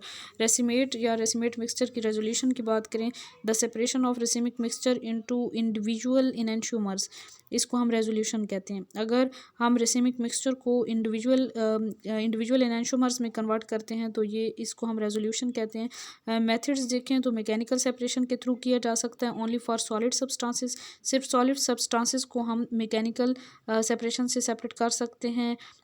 Pasture separated sodium ammonium tartrate enantiomers, Pasteur ने सेपरेट किया था सोडियम अमोनियम टार्टरेट इनएंशियोमर्स को 2 टाइप ऑफ, इस मेथड से यानी कि मैकेनिकल सेपरेशन से। 2 type of crystals obtain can be separated by hand picking with pair of tweezer and lens, ठीक है, ये यूज़ कर सकते हैं। इन सम केसेस 1 फॉर्म ऑब्टेन, और एक कुछ केसेस में सिर्फ एक ही फॉर्म ऑब्टेन होती है। केमिकल मेथड्स में mixture is treated with optically active reagent to get pair of diastereoisomers, chemical method में मिक्सचर को ऑप्टिकली एक्टिव रिएजेंट के साथ ट्रीट किया जाता है, पेयर ऑफ डायस्टीरियोमर्स ऑब्टेन्ड होते हैं, different in physical properties, so can be separated by fractional distillation और crystallization and can be converted back to enantiomers. उनको फ्रैक्शनल डिस्टिलेशन या क्रिस्टलाइजेशन से सेपरेट कर सकते हैं और फिर दोबारा इनएंशियोमर्स में कन्वर्ट कर सकते हैं। बायोकेमिकल मेथड्स जो हैं, certain micro organisms grown in mixture which selectively assimilate one form so other form can be separated by fractional distillation, जैसे यीस्ट या मोल्ड्स वगैरह हैं, ठीक है। फॉर एग्जांपल पेंसिलियम एक माउल्ड है, ये पेनिसिलियम, यहाँ पे स्पेलिंग में शायद कोई मिस्टेक हुई है, added in plus minus tartaric acid, dextro form is destroyed. तो डेक्स्ट्रोफार्म उसकी ख़त्म हो जाएगी तो लीवो जो है उसको सेपरेट किया जा सकता है। इसका लिमिटेड यूज़ है, not applied to poisonous substances of like racemic mixture. Differential absorption method जो है, when mixture is poured on chromatographic column with chiral substances, enantiomers move along column with different rates। तो इस तरह उनको separate किया जा सकता है। फॉर एग्जांपल रिसिमिक मैंडलिक एसिड जो है resolve by column chromatography on starch को यूज़ करते हुए कॉलम क्रोमेटोग्राफी के तरीके से हम रेसिमिक मैंडलिक एसिड को सेपरेट कर सकते हैं या इसकी रेजोल्यूशन कर सकते हैं। साल्ट फॉर्मेशन मेथड है, ऑप्टिकल आइसोमर्स इन, ये लास्ट मेथड है, इसके ज़रिए भी हम इनको रेजोल्यूशन इनकी कर सकते हैं। ऑप्टिकल आइसोमरिज्म इन साइक्लिक कंपाउंड, नेक्स्ट टॉपिक हमारा आ जाता है। डाई सब्स्टिट्यूटेड साइक्लोहेक्सेन डेरिवेटिव्स की बात करें, 1, 2 and 1, 3 di substituted cyclohexanes show optical isomerism. 1, 2 and 1, 3 di substituted cyclohexanes जो हैं वो ऑप्टिकल आइसोमरिज्म का फिनोमेना शो करते हैं। 1, 4 di substituted cyclohexane not show because of plane of symmetry. 1, 4 di substituted cyclohexane जो है उनमें प्लेन ऑफ सिमेट्री आ जाती है तो वो ये फिनोमेना शो नहीं करते। 1, 2 और 1, 3 वाले करते हैं। Plus minus 1, 2 methyl cyclohexane carboxylic acid, ये आपको एग्जांपल यहाँ पे नज़र आ रही है, ये शो करेंगे ये फिनोमेना। और 1, 4 वाले इनमें प्लेन ऑफ सिमेट्री आ जाती है तो ये शो नहीं करेंगे। उसके बाद हमारे पास आ जाता है chiral molecules which not have chiral atoms. ऐसे कायरल मॉलिक्यूल्स जिनके अंदर कायरल एटम्स प्रेजेंट ना हो। Not super imposable on its mirror images. Chiral mean not super imposable on its mirror images. Number 1 में हम देखें तो एलिन्स और कम्युलेटेड डाइन्स की अगर हम बात करते हैं जिनमें डबल बॉन्ड जो है वो साथ साथ प्रेजेंट होते हैं चेन के अंदर, तो यहाँ पे ये जो है ना इनके मिरर इमेजेस को देखें तो ये non super imposable mirror images हैं तो ये कायरल होंगे। 1, 3 डाई फिनाइल प्रोपेन डाइन जो है इसके एग्जांपल आपको पेपर पे नज़र आ रही है सामने। If either of the terminal atoms of the allenes has two identical substituents, terminal allenes में जो है वो दो आइडेंटिकल अगर सब्सिट्यूएंट्स हमारे पास आ जाते हैं, two identical substituents, there will be no optical isomerism due to plane of symmetry, that is AAC double bond C and AA। तो ये इसका फार्मूला हो सकता है। अगर इस तरह का कोई कंपाउंड आ जाएगा तो उसमें ऑप्टिकल आइसोमरिज्म नहीं होगी। Stereo isomerism of cis trans type does not exist with allenes. Allenes के अंदर सिस ट्रांस टाइप वाली स्टीरियो आइसोमरिज्म नहीं पाई जाती। नंबर 2 बाईफिनाइल डेरिवेटिव्स की बात करें तो substituted biphenyls show optical isomerism. Substituted biphenyls जो हैं वो ऑप्टिकल आइसोमरिज्म का फिनोमेना शो करते हैं when substituents in the ortho position are large enough to prevent rotation about the bond joining two benzene rings. इसमें शर्त ये है कि हमारे पास जो सब्सिट्यूएंट्स हैं जो कि ऑर्थो पोजीशन पे प्रेजेंट हैं वो इतने लार्ज हैं कि वो बॉन्ड वो रोटेशन को प्रिवेंट करते हैं about the bond joining the two benzene rings due to steric hindrance. तो यहाँ पे आपको नज़र आ रहा है कि यहाँ पे जो है ये ग्रुप्स काफ़ी लार्ज ग्रुप लगे हुए हैं और ये रोटेशन नहीं होने देंगे बेंजीन रिंग्स की। तो इस तरह से ये दो फॉर्म्स में एग्जिस्ट कर सकेगा। इसके ये मिरर इमेज इसका नज़र आ रहा है आपको। तो बाईफिनाइल 2,2 डाई सल्फोनिक एसिड जो है ये इसके दो मिरर इमेजेस आपको नज़र आ रहे हैं। Number 3 spiranes compound having carbon atoms common to 2 rings. दो रिंग्स में कार्बन एटम जब कॉमन होते हैं तो उनको स्पाइरेन्स कहते हैं। Similar to allenes in which both double bonds are replaced by rings. तो इसमें हमारे पास ये बिल्कुल एलिन्स की तरह हैं। इसमें हम डबल बॉन्ड्स को जो है वो रिंग्स से रिप्लेस कर देते हैं। 2 rings perpendicular to each other, दोनों रिंग्स जो हैं वो एक दूसरे के परपेंडिकुलर होंगे। Properly substituted spiranes show optical activity. अगर प्रॉपरली सब्सिट्यूएंट्स उनके ऊपर अटैच हैं तो फिर वो ऑप्टिकली एक्टिव होंगे। जैसे यहाँ पे AB और CD ये सब्सिट्यूएंट्स आपको नज़र आ रहे हैं। यहाँ पे 2 रिंग्स नज़र आ रहे हैं आपको जिनमें कॉमन कार्बन एटम्स प्रेजेंट हैं। और ये नेक्स्ट आपको एग्जांपल ये दोनों की नज़र आ रही है। Optical isomerism with a chiral atom other than carbon. अब नेक्स्ट हमारे पास optical isomerism with a chiral atom other than carbon. Carbon के अलावा भी कुछ कायरल एटम्स होते हैं जो ऑप्टिकल आइसोमरिज्म का फिनोमेना शो करते हैं। ऐसे कंपाउंड्स जिनके अंदर ये एटम्स मौजूद होते हैं। Any tetrahedral atom with 4 different groups is chiral. कोई भी एटम होगा टेट्राहेड्रल उसके ऊपर 4 डिफरेंट ग्रुप्स होंगे तो वो कायरल होगा। जैसे कि ये सिलिकॉन है और जर्मेनियम है कार्बन की तरह। Nitrogen in 3 degree amines also tetrahedral with lone pair but their enantiomers can't be separated due to rapid inter conversion.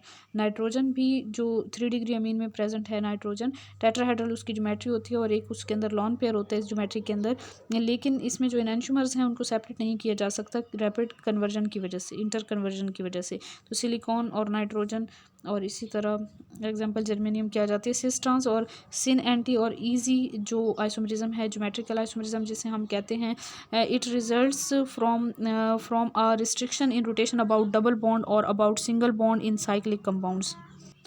इस आइसोमरिज्म से आप बखूबी वाकिफ़ हैं, एफएससी लेवल पे आप देख चुके हैं। The strength of the double bond is 263 kilo joule per mole which is barrier to rotation about double bond. तो डबल बॉन्ड की जो स्ट्रेंथ है 263 किलो जूल पर मोल, तो यही बैरियर है फॉर रोटेशन। यहाँ पे cis two butene and trans two butene इसकी एग्जांपल आपको नज़र आ रही है। सिस में दोनों जो आइडेंटिकल ग्रुप्स हैं वो डबल बॉन्ड की एक साइड पे प्रेजेंट हैं, ट्रांस में जो है वो अपोजिट साइड पे प्रेजेंट है। Geometrical isomers are stereo isomers because they have the same structure formula but different spatial arrangement of atoms. Geometrical isomers जो होते हैं वो स्टीरियो आइसोमर्स होते हैं क्योंकि उनका स्ट्रक्चर और फार्मूला सेम होता है, जस्ट उनकी स्पेशल अरेंजमेंट जो एटम्स की होती है वो डिफरेंट होती है। थ्री डायमेंशनल स्पेस में a molecule with chiral carbon along with double bond exhibit geometrical as well as optical isomerism. एक ऐसा मॉलिक्यूल जिसमें कायरल कार्बन भी प्रेजेंट हो डबल बॉन्ड के साथ साथ, तो वो ज्योमेट्रिकल और ऑप्टिकल आइसोमरिज्म दोनों फिनोमेना शो कर सकता है एंड हैज़ 4 आइसोमर्स। और उसके 4 आइसोमर्स होंगे cis pair of enantiomers and trans pair of enantiomers. तो यहाँ पे आपको नज़र आ रहा है जी और सिस डीएल पेयर आपको नज़र आ रहा है। सिस में जो सेम ग्रुप हैं वो डबल बॉन्ड के सेम साइड पे हैं, मीन के यहाँ पे जो हाइड्रोजन को आप देख लें तो ये आपके पास दोनों सिस पेयर है, ठीक है, ये भी सिस है और ये भी सिस है। इसको जी पेयर भी कहेंगे, सिस पेयर भी कहेंगे या डीएल पेयर भी कहेंगे, ठीक है। और जस्ट जो है ना ऑप्टिकल जो आपके पास कार्बन है वहाँ पे कन्फिग्रेशन का थोड़ा सा डिफरेंस आ रहा है। और फिर ये ट्रांस पेयर है जिसमें अपोजिट साइड पे प्रेजेंट है। ट्रांस पेयर में आप देखें तो यहाँ पे दोनों हाइड्रोजन जो हैं वो अपोजिट साइड पे हैं और दोनों बल्कि ग्रुप्स जो हैं वो भी अपोजिट साइड पे हैं डबल बॉन्ड से। इसको ई पेयर या फिर trans pair, trans DL pair कहेंगे। A molecule with n number of the double bonds will have 2 power n isomers. एक ऐसा मॉलिक्यूल जिसमें एन तादाद के डबल बॉन्ड प्रेजेंट हैं तो उसके आइसोमर्स मालूम करने के लिए 2 पावर एन फार्मूला यूज़ करेंगे। जैसे सिस 2,4 हेप्टाडाइन, यहाँ पे आपको नज़र आ रहा है सिस 2,4 हेप्टाडाइन और ट्रांस 2,4 हेप्टाडाइन, ये आ गया। और सिस वाला इसका फिर ट्रांस वाला और फिर जो है वो सिस ZZ25 हेप्टाडाइन। तो ये जो है ना, तो इसमें आप देखें ये जो 2,4 हेप्टाडाइन है इसके अंदर 2 डबल बॉन्ड्स हैं, तो 2 पावर एन करेंगे तो इसके 4 जो हैं वो होने चाहिए हमारे पास। तो ये एक सिस होगा, एक ट्रांस होगा, एक सिस ट्रांस होगा और लास्ट वन जो है वो ट्रांस होगा। तो इसके टोटल 4 बनेंगे, ठीक है, 4 आइसोमर्स बनेंगे। उसके बाद जी हमारे पास जो सिस है उसको हम जी भी कह सकते हैं, ठीक है। Geometrical isomerism with other double bonds, यहाँ पे बाकी डबल बॉन्ड्स जो हैं ज्योमेट्रिकल आइसोमरिज्म उनमें देखें तो इसमें हमारे पास ऑक्साइम्स आ जाते हैं of aldehydes and unsymmetrical ketones. Unsymmetrical ketones और एल्डिहाइड्स के ऑक्साइम्स एंड एजोबेंजीन्स जो हैं शो करते हैं सिन एंड एंटी आइसोमरिज्म। तो यहाँ पे आप देखें सिन फॉर्म है अल्फ़ा बेंजल बेंजडोक्साइम, आंसर बेंजलडोक्साइम, ठीक है। इसकी सिन फॉर्म में आप देखें तो सिन फॉर्म में डबल बॉन्ड के अपोजिट साइड पे आ रहे हैं ये दोनों, और ट्रांस फॉर्म में जो है वो सॉरी एंटी फॉर्म में जो है वो सेम साइड पे आ रहे हैं OH एंड C6H5। इसको अल्फ़ा बेंज एल्डोक्साइम कहेंगे और एंटी फॉर्म को बीटा बेंज एल्डोक्साइम कहेंगे। मतलब एमसीक्यूज़ के लिहाज से आपने ये याद रखना है कि ऑक्साइम्स जो हैं एल्डिहाइड्स के और अनसिमेट्रिक कीटोन्स के, ये भी ज्योमेट्रिकल आइसोमरिज्म का फार्मूला फिनोमेना शो कर सकते हैं और एजोबेंजीन्स भी, ठीक है। उसके बाद हमारे पास आ जाता है syn azobenzene and anti azobenzene. Anti में अपोजिट साइज पे और सिन में सेम साइड पे होंगे, ठीक है, groups. Azobenzene used as an insecticides in greenhouse for spiders and mites। Azobenzene को एज एन इंसेक्टिसाइड यूज़ किया जाता है ग्रीन हाउस में for spider and mites. Geometric isomerism is in cyclic compounds में बात करें, नेक्स्ट हमारा टॉपिक आ जाता है when any 2 carbon atoms of the cyclic compounds have substituents on them each with 2 different groups. तो यहाँ पे ये फिनोमेना शो किया जा सकता है। सिस 1,2 डाई मिथाइल साइक्लोप्रोपेन है and trans 1,2 dimethyl cyclopropane. तो यहाँ पे सिस ट्रांस आइसोमरिज्म का फिनोमेना आ रहा है ये साइक्लोप्रोपेन के अंदर एंड ये सब्स्टिट्यूटेड साइक्लोप्रोपेन है, ठीक है। और साइक्लोब्यूटेन में भी हम देखें तो सिस में आपके पास सिस साइक्लोब्यूटेन 1,2 डाई कार्बोक्सिलिक एसिड और ट्रांस में जो है वो अपोजिट साइड पे ये कार्बोक्सिलिक एसिड ग्रुप जो है वो आ रहा है और सिस में सेम साइड पे आ रहा है। Cyclooctene ring is large enough to permit the trans isomer. Cyclooctene जो रिंग है वो इतना बड़ा होता है कि वो ट्रांस आइसोमर्स को परमिट नहीं करता कि वो एग्जिस्ट करें। And for rings larger than 10 members, और ऐसे रिंग जो कि 10 मेंबर्स से ज़्यादा के हों, the trans isomers are more stable, उनके लिए ट्रांस आइसोमर्स ज़्यादा स्टेबल हो जाते हैं। नोमेनक्लेचर इजी कन्वेंशन की बात करें तो in cis trans each doubly bonded carbon must have 2 identical groups. Cis trans में तो हमें पता है कि 2 आइडेंटिकल ग्रुप्स लाजमी होने चाहिए, लेकिन ईजी के अंदर based on the Cahn Ingold Prelog sequence rules, तो यहाँ पे हम रूल यूज़ करते हैं Cahn Ingold Prelog sequence rule originally applied to chiral molecules and is applicable to all cases of geometrical isomerism, जो कि हम पहले भी देख चुके हैं। If 2 groups of the higher priority are on the same side of the double bonds then Z isomer होगा। ठीक है, 2 ग्रुप हायर प्रायोरिटी वाले सेम साइड पे होंगे तो German zusammen meaning together and other, अगर बाकी जो दूसरा होगा वो ई होगा। जर्मन वर्ड है इंटेजेंटिन अपोजिट, जिसका मतलब होता है सिज या जी ब्यूटीन है। अब आप देखें तो जो CH3 हैं वो सेम साइड पे आ रहे हैं, और ट्रांस या E2 ब्यूटीन है तो इसमें CH3 जो है वो अपोजिट साइड पे आ रहे हैं।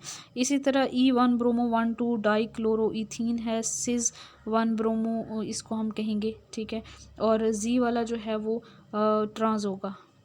तो ये आपको एग्जांपल से इनकी समझ आ गई होगी। यहाँ पे नोट करना है the prefixes Z and E are not necessarily correspond to cis and trans respectively. ये जी और ई जो है वो सिज और ट्रांस के लिए नहीं है। ठीक है, यहाँ पे कुछ और डिफरेंस भी हो सकता है, डिपेंड करता है प्रायोरिटी पे।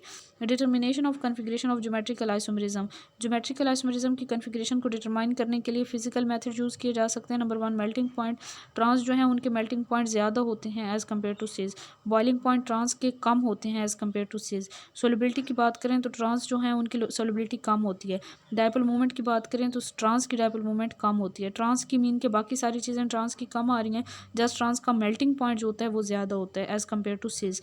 और डायपोल मूवमेंट में आप देखें ना तो सिज 2 ब्यूटीन में मेल्टिंग पॉइंट, अच्छा ये सारी एग्जांपल यहाँ पे आपको क्लियर हो जाएंगी। मेल्टिंग पॉइंट सिज 2 ब्यूटीन का -139 है, बॉइलिंग पॉइंट 3.73 है, और ट्रांस का जो है वो -105 है मेल्टिंग पॉइंट, और बॉइलिंग पॉइंट 0.9 डिग्री सेल्सियस है।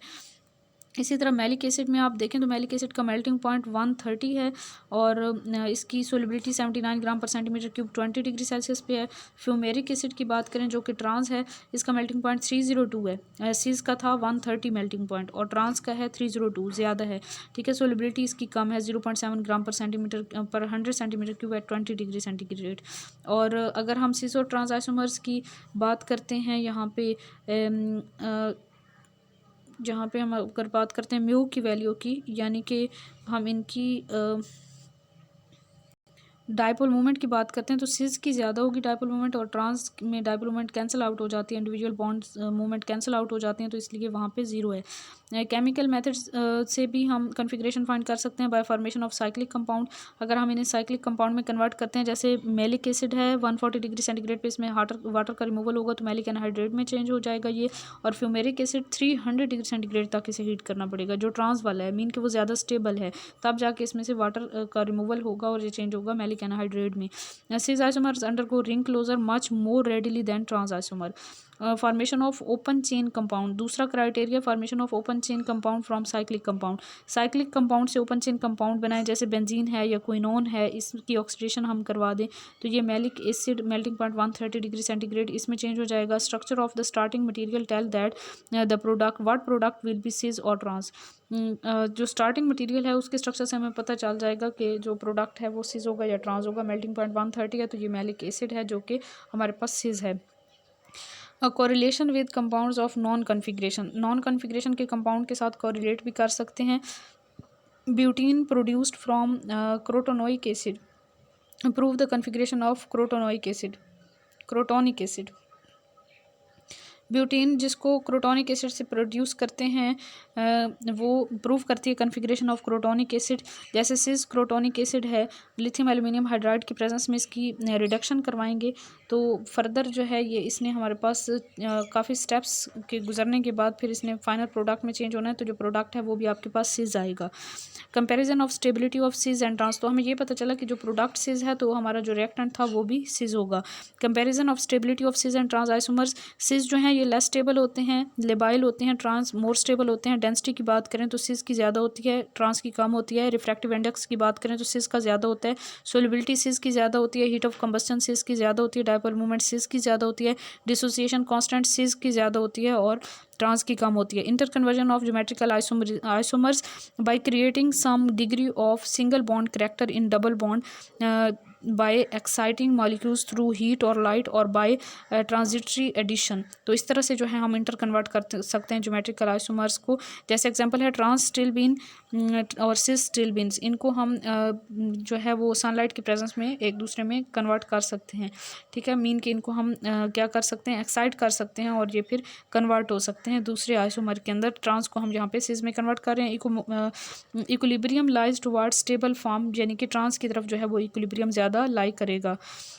नेक्स्ट मैलिक एसिड है। मैलिक एसिड को हम अगर हीट करते हैं एसिड की प्रेजेंस में और कैपेबल ऑफ फ्री रोटेशन, यहाँ पे ये कन्वर्ट होगा इसमें और फिर जो है मज़ीद उसे हम हीट करेंगे तो उसने फिर चेंज हो जाना है फ्यूमेरिक एसिड में। और इस तरह से जो है फ्यूमेरिक एसिड जो है वो ज़्यादा स्टेबल है तो इक्विलिब्रियम इसकी तरफ लाई करेगा।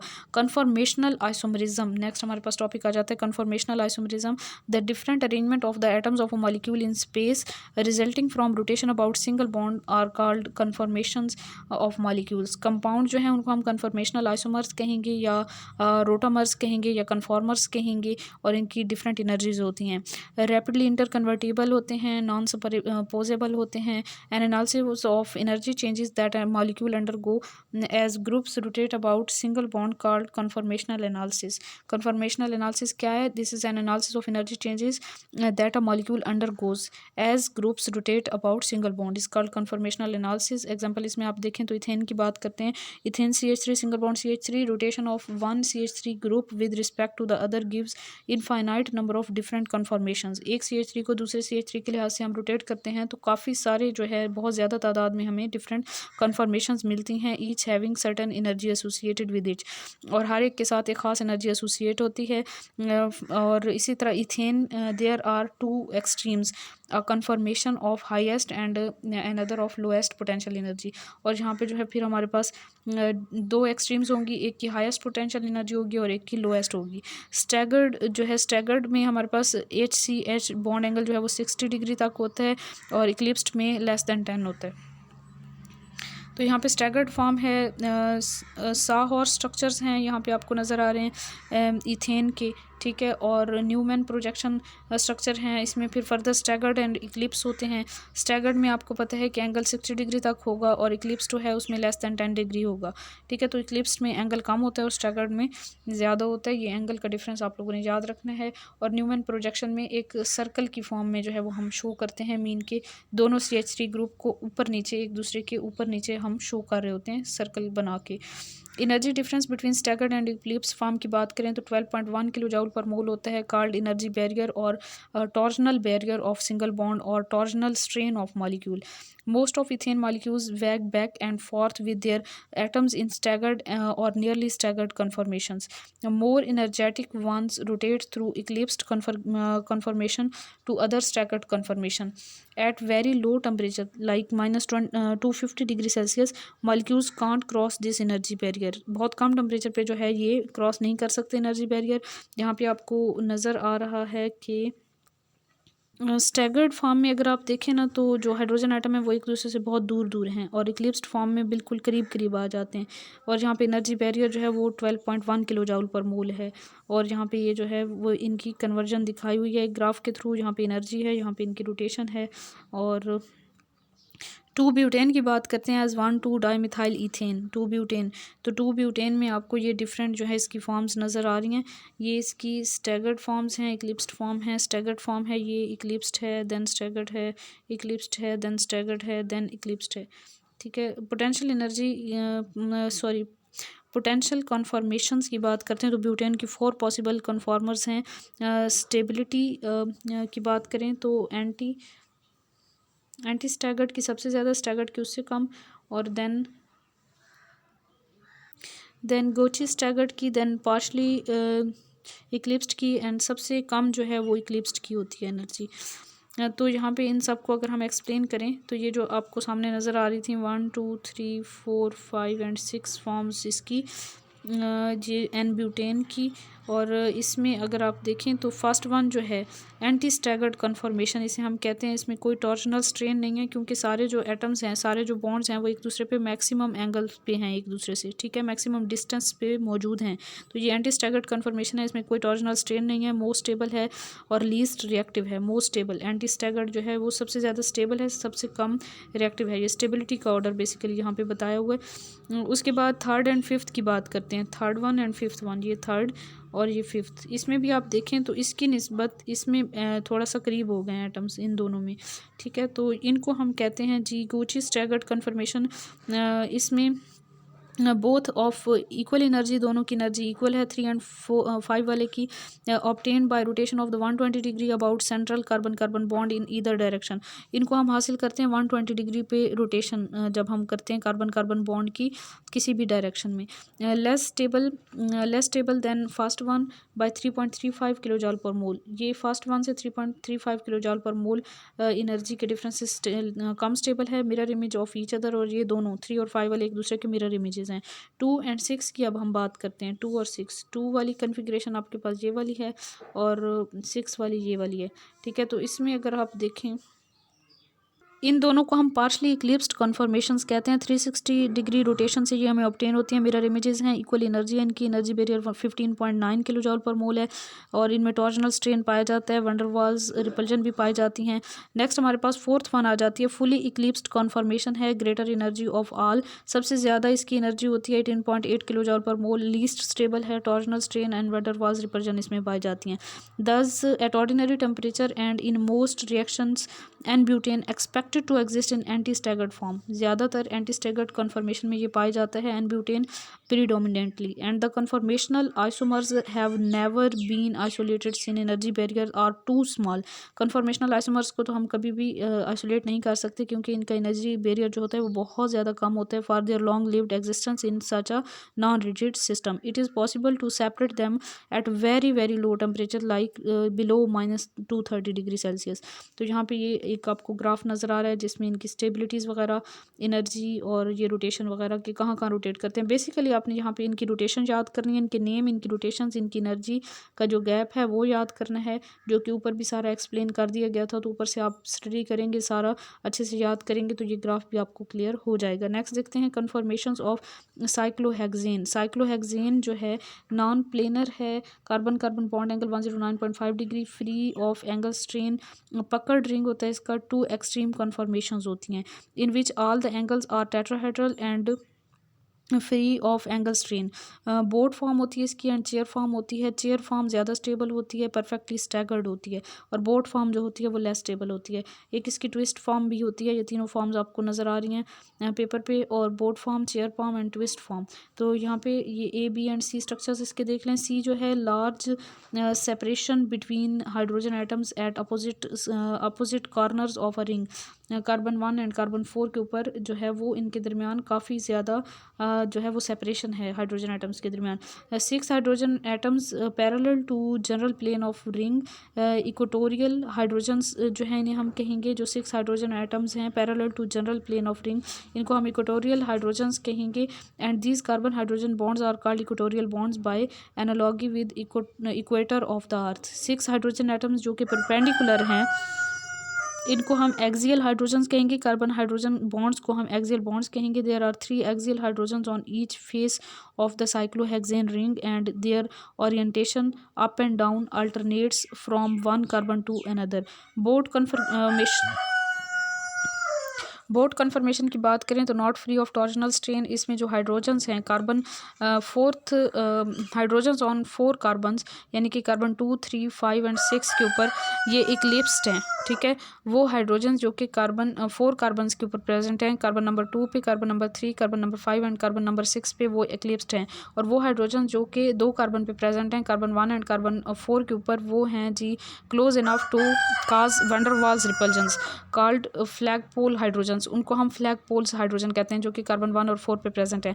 And this effect is flagpole interaction of boat conformation, और इसे flagpole interaction of boat conformation कहते हैं। Torsional strain and flagpole interactions make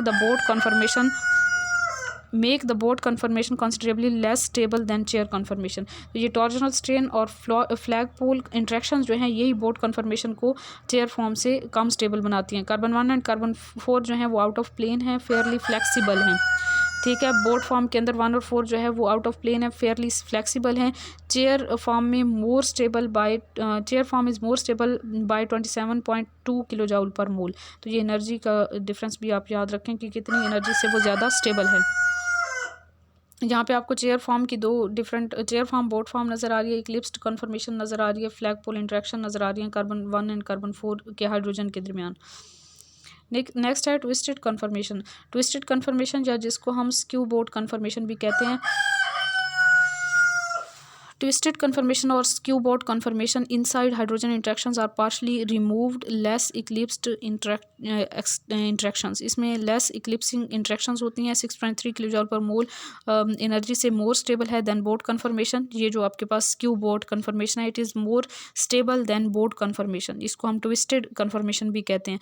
chair conformation is 21 kilo joule per mole more stable then twisted conformation, और chair जो है वो twisted से ज़्यादा स्टेबल है।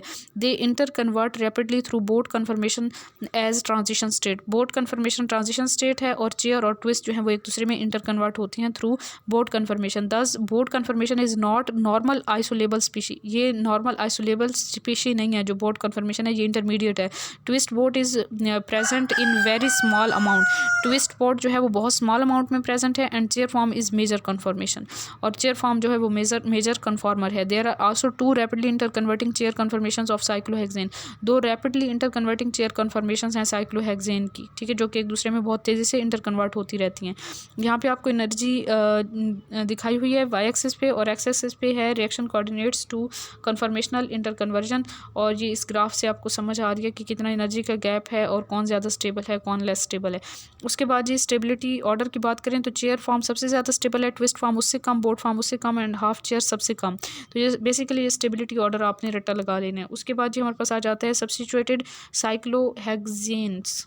सब्स्टिट्यूटेड साइक्लोहेक्सेन्स, मोनो सब्स्टिट्यूटेड साइक्लोहेक्सेन्स की बात करें तो substituents normally prefer the equatorial position. जो सब्स्टिट्यूएंट्स होते हैं वो नॉर्मली इक्वेटोरियल पोजीशन पे होते हैं, but it greatly depend on the nature of the groups. ये डिपेंड करता है कि नेचर क्या है ग्रुप्स की, ठीक है। यहाँ पे आपको चेयर फॉर्म नज़र आ रही है, एक सब्स्टिट्यूएंट भी नज़र आ रहा है, ठीक है। इक्वेटोरियल पोजीशन पे जो है वो प्रेजेंट है, एक्सियल पोजीशन पे है, एक तो फर्स्ट वन में, सेकंड में इक्वेटोरियल पोजीशन पे है। इक्वेटोरियल वाला जो है वो ज़्यादा स्टेबल है, और एनर्जी का कितना यहाँ पे जो है वो अमल दखल है 7.5 किलो जूल पर मोल। डाई सब्स्टिट्यूटेड साइक्लोहेक्सेन की बात करें तो as many groups are possible adopt the equatorial position. यहाँ पे जितने ज़्यादा इक्वेटोरियल पोजीशन पे ग्रुप्स प्रेजेंट होंगे वो उतनी ज़्यादा स्टेबल कन्फर्मेशन होगी, ठीक है। सिस 1 2 डाई सब्स्टिट्यूटेड साइक्लोहेक्सेन की बात करते हैं तो 1 substituents must be axial and other जो है एक जो है वो लाजमी एक्सियल होना चाहिए, ठीक है। तो एक्सियल इक्वेटोरियल ए ई कन्फिग्रेशन हो सकती है, एक्सियल इक्वेटोरियल, ठीक है। ट्रांस 1 2 डाइसब्स्टिट्यूटेड साइक्लोहेक्सेन में दोनों जो हैं वो एक्सियल होंगे या फिर दोनों इक्वेटोरियल होंगे, यानी कि ए हो सकती है और ई कन्फर्मेशन हो सकती है। और नेक्स्ट जो है सिस 1 3 में आपके पास दोनों या तो ए हो सकती है या ई हो सकती है, यानी ए ई हो सकती है या ई हो सकती है। और ट्रांस 1 3 में आपके पास एक ए होगा और एक ई, यानी एक इक्वेटोरियल एक एक्सियल होगी, तो यहाँ पे ए कन्फर्मेशन होगी। For alkyl groups the E conformation predominates over the A. Alkyl के ग्रुप्स के लिए ई कन्फर्मेशन में जो है वो ज़्यादा सूटेबल है, ज़्यादा स्टेबल है। Trans 1 2 compounds with E conformation thermodynamically more stable. Trans 1 2 compound जो हैं जिनमें ई कन्फर्मेशन होती है वो थर्मोडायनेमिकली वो ज़्यादा स्टेबल होते हैं। उसके बाद जी हमारे पास आ जाती है देन सिस 1 2 आइसोमर्स यानी कि ए की निस्बत difference in stability is about 8.4 kilo joule per mole, और जहाँ पे जो है ई और ए की जो स्टेबिलिटी का डिफरेंस है वो 8.4 किलो जूल पर मोल है। Trans 1,4 is more stable than stereoisomer, trans 1,4 ज़्यादा स्टेबल है than its stereoisomer, and cis 1,3 is more stable. Conformation of higher cyclohexane की बात करें तो due to torsion, strain and van der Waals, repulsion, cyclopentane, cyclooctane and cyclononane are less stable. ये जो pentane, octane और नोनेन जो हैं वो ज़्यादा वो कम स्टेबल हैं। Non planar conformations of these rings are essentially free of angle strain, और नॉन प्लेनर जो कन्फर्मेशंस हैं वो essentially free of angle strain है। According to X-rays crystallography most stable conformation of the cyclohexane has bond angle 117। Next हमारे पास है conformational analysis of bicyclic compounds. One of the most important bicyclic system is बाईसाइक्लो440 decane commonly called decalin. जो सबसे एक important जो system देखा गया है बाईसाइक्लिक सिस्टम वो है बाईसाइक्लो440 डिकेन, ज़्यादातर इसे डेकलिन भी कहते हैं। In decalin 2 chair forms of 2 cyclohexane rings are fuse together. इसमें 2 चेयर फॉर्म, 2 साइक्लोहेक्सेन की चेयर फॉर्म जो है एक दूसरे के साथ फ्यूज हुई होती हैं इन 1-2 पोजीशंस, गिविंग राइज टू सिस और ट्रांसडेकलिन। और यहाँ पे सिस और ट्रांसडेकलिन जो है वो हमारे पास बनती हैं डिपेंडिंग ऑन ई और ए कनेक्शंस। ठीक है, ए और ई कनेक्शन पे डिपेंड करता है। यहाँ पे आपके पास ट्रांस ई है और सिस ई ए है। ठीक है, ये दोनों स्ट्रक्चर आपको नजर आ रहे हैं। कंसिडरिंग डेकलिन एज 1,2 डाइसब्स्टिट्यूटेड साइक्लोहेक्सेन, डेकलिन को अगर हम कंसिडर कर लेते हैं 1,2 डाइसब्स्टिट्यूटेड साइक्लोहेक्सेन, तो ट्रांस ई मोर स्टेबल होगी बाय 10 किलो जूल पर मोल देन सिस ई। ट्रांस ई जो है वो ज़्यादा स्टेबल है bye 10 kilo joule per mole. Cis decalin can be smoothly converted to trans isomers irreversibly by on heating, heat करने पर सिस को हम ट्रांस में चेंज कर सकते हैं। Calculation of geometrical isomers when ends are different, अगर हम ज्योमेट्रिकल आइसोमर्स को काउंट करना चाहें तो हमारे पास जब एंड डिफरेंट होंगे तो फिर 2 पावर n, ये पहले भी आपको फार्मूला बताया था। जैसे आपके पास यहाँ पे एंड डिफरेंट है, यहाँ पे CH3 है, यहाँ पे Cl है, और number of geometrical isomer 2 power n करेंगे तो ये आपके पास 2 पावर 2 है जैसे, तो ये 4 आ जाएगा। ठीक है, व्हेन एंड्स आर सेम, जब एंड सेम है तो 2 power n-1 plus 2 power n/2-1, ये भी हमने अप्लाई करके देखा है पीछे, दोबारा भी आप अप्लाई कीजिएगा। तो जब आपके पास एंड सेम होंगे तो फिर आप ये वाला फार्मूला अप्लाई करेंगे। नंबर ऑफ बॉन्ड्स देखेंगे, डबल बॉन्ड्स 2 हैं यहाँ पे, तो यहाँ पे आप इसको अप्लाई करेंगे, 2 नहीं है 4 डबल बॉन्ड्स हैं, तो 4-1 एंड 4/2-1 करेंगे, और इस तरह आपके पास फाइनली जो है वो आंसर 10 आ रहा है। इसके अकॉर्डिंग इसको कैलकुलेट कीजिएगा। When n is equal to odd, जब आपके पास जो है ना n ऑड नंबर आ जाता है 2 power n-1 plus 2 power n plus 1/2-1। ठीक है, तो ये फार्मूला अप्लाई करेंगे। इसमें आपको एग्जाम्पल एक दे दी गई है और इसमें आप सारी वैल्यूज़ पुट करें और इसको अप्लाई करें, तो इस तरह से आपके पास नंबर ऑफ ज्योमेट्रिकल आइसोमर्स आ जाएंगे। तो ये हमारा आज का लेक्चर था जिसमें हमने स्टीरियो आइसोमरिज्म के चैप्टर को भी कवर कर लिया। अल्हम्दुलिल्लाह हमारे ऑर्गेनिक के 13 चैप्टर सारे कंप्लीट हो गए हैं। इनऑर्गेनिक को हमने कम्प्लीटली ख़त्म कर लिया है। फिज़िकल केमिस्ट्री को भी हमने कम्प्लीटली ख़त्म कर लिया है। मैट्रिक से लेकर BSc लेवल तक ये सारे डिसिप्लिन हमारे कवर हो चुके हैं। अब इंशाल्लाह ताला नेक्स्ट जो है वो आपने तैयारी करनी है, इन सारे लेक्चर्स को रिवाइज़ करना है। आपको नोट्स प्रोवाइड कर दिए गए हैं, आप सारे लेक्चर्स को रिवाइज़ करें, बार बार रिवाइज़ करें। और रिविज़न तो बहुत ज़्यादा ज़रूरी है, लेकिन रिविज़न के साथ साथ आप अप्लाई करें अपने नॉलेज को। MCQs की बुक्स लें डिफरेंट, और उनसे MCQs की प्रैक्टिस करें। जितनी ज़्यादा आप प्रैक्टिस करेंगे उतना ज़्यादा आप एग्ज़ाम में बहुत अच्छा परफॉर्म कर सकेंगे। अपनी दुआ में याद रखिए और अपना बहुत सारा ख्याल रखिए। और एक बार याद रखिए कि ये दुनिया आर्जी है, यहाँ के सारे इम्तिहानात भी आर्जी हैं, सब कुछ यहाँ पे आर्जी है, हम खुद भी आर्जी हैं। तो हमने बेसिकली हमें अपनी आखिरत की तैयारी करनी है जो कि हमारी हमेशा रहने वाली ज़िंदगी है। तो कुरान और सुन्नत के मुताबिक अपनी ज़िंदगी गुजारने की कोशिश करें और हर आने वाले दिन में ख़ुद को पहले से ज़्यादा बेटर करने की कोशिश करें, ताकि इस दुनिया से जाते वक्त आपको कोई दुख ना हो, कोई जो है ना अफसोस ना बाकी रह जाए। तो अपनी तरफ से आप पूरी कोशिश करें। बाकी अल्लाह पाक आप लोगों की मेहनतों में अपनी रहमतों को शामिल कर दे और आपको बहुत ज़्यादा कामयाबी अता फरमाए, इस दुनिया में भी और दूसरी दुनिया में भी, मीन की आखिरत में भी। अपनी दुआ में याद रखिए। जज़ाकल्लाहु खैरन कसीरा। अल्लाह हाफ़िज़।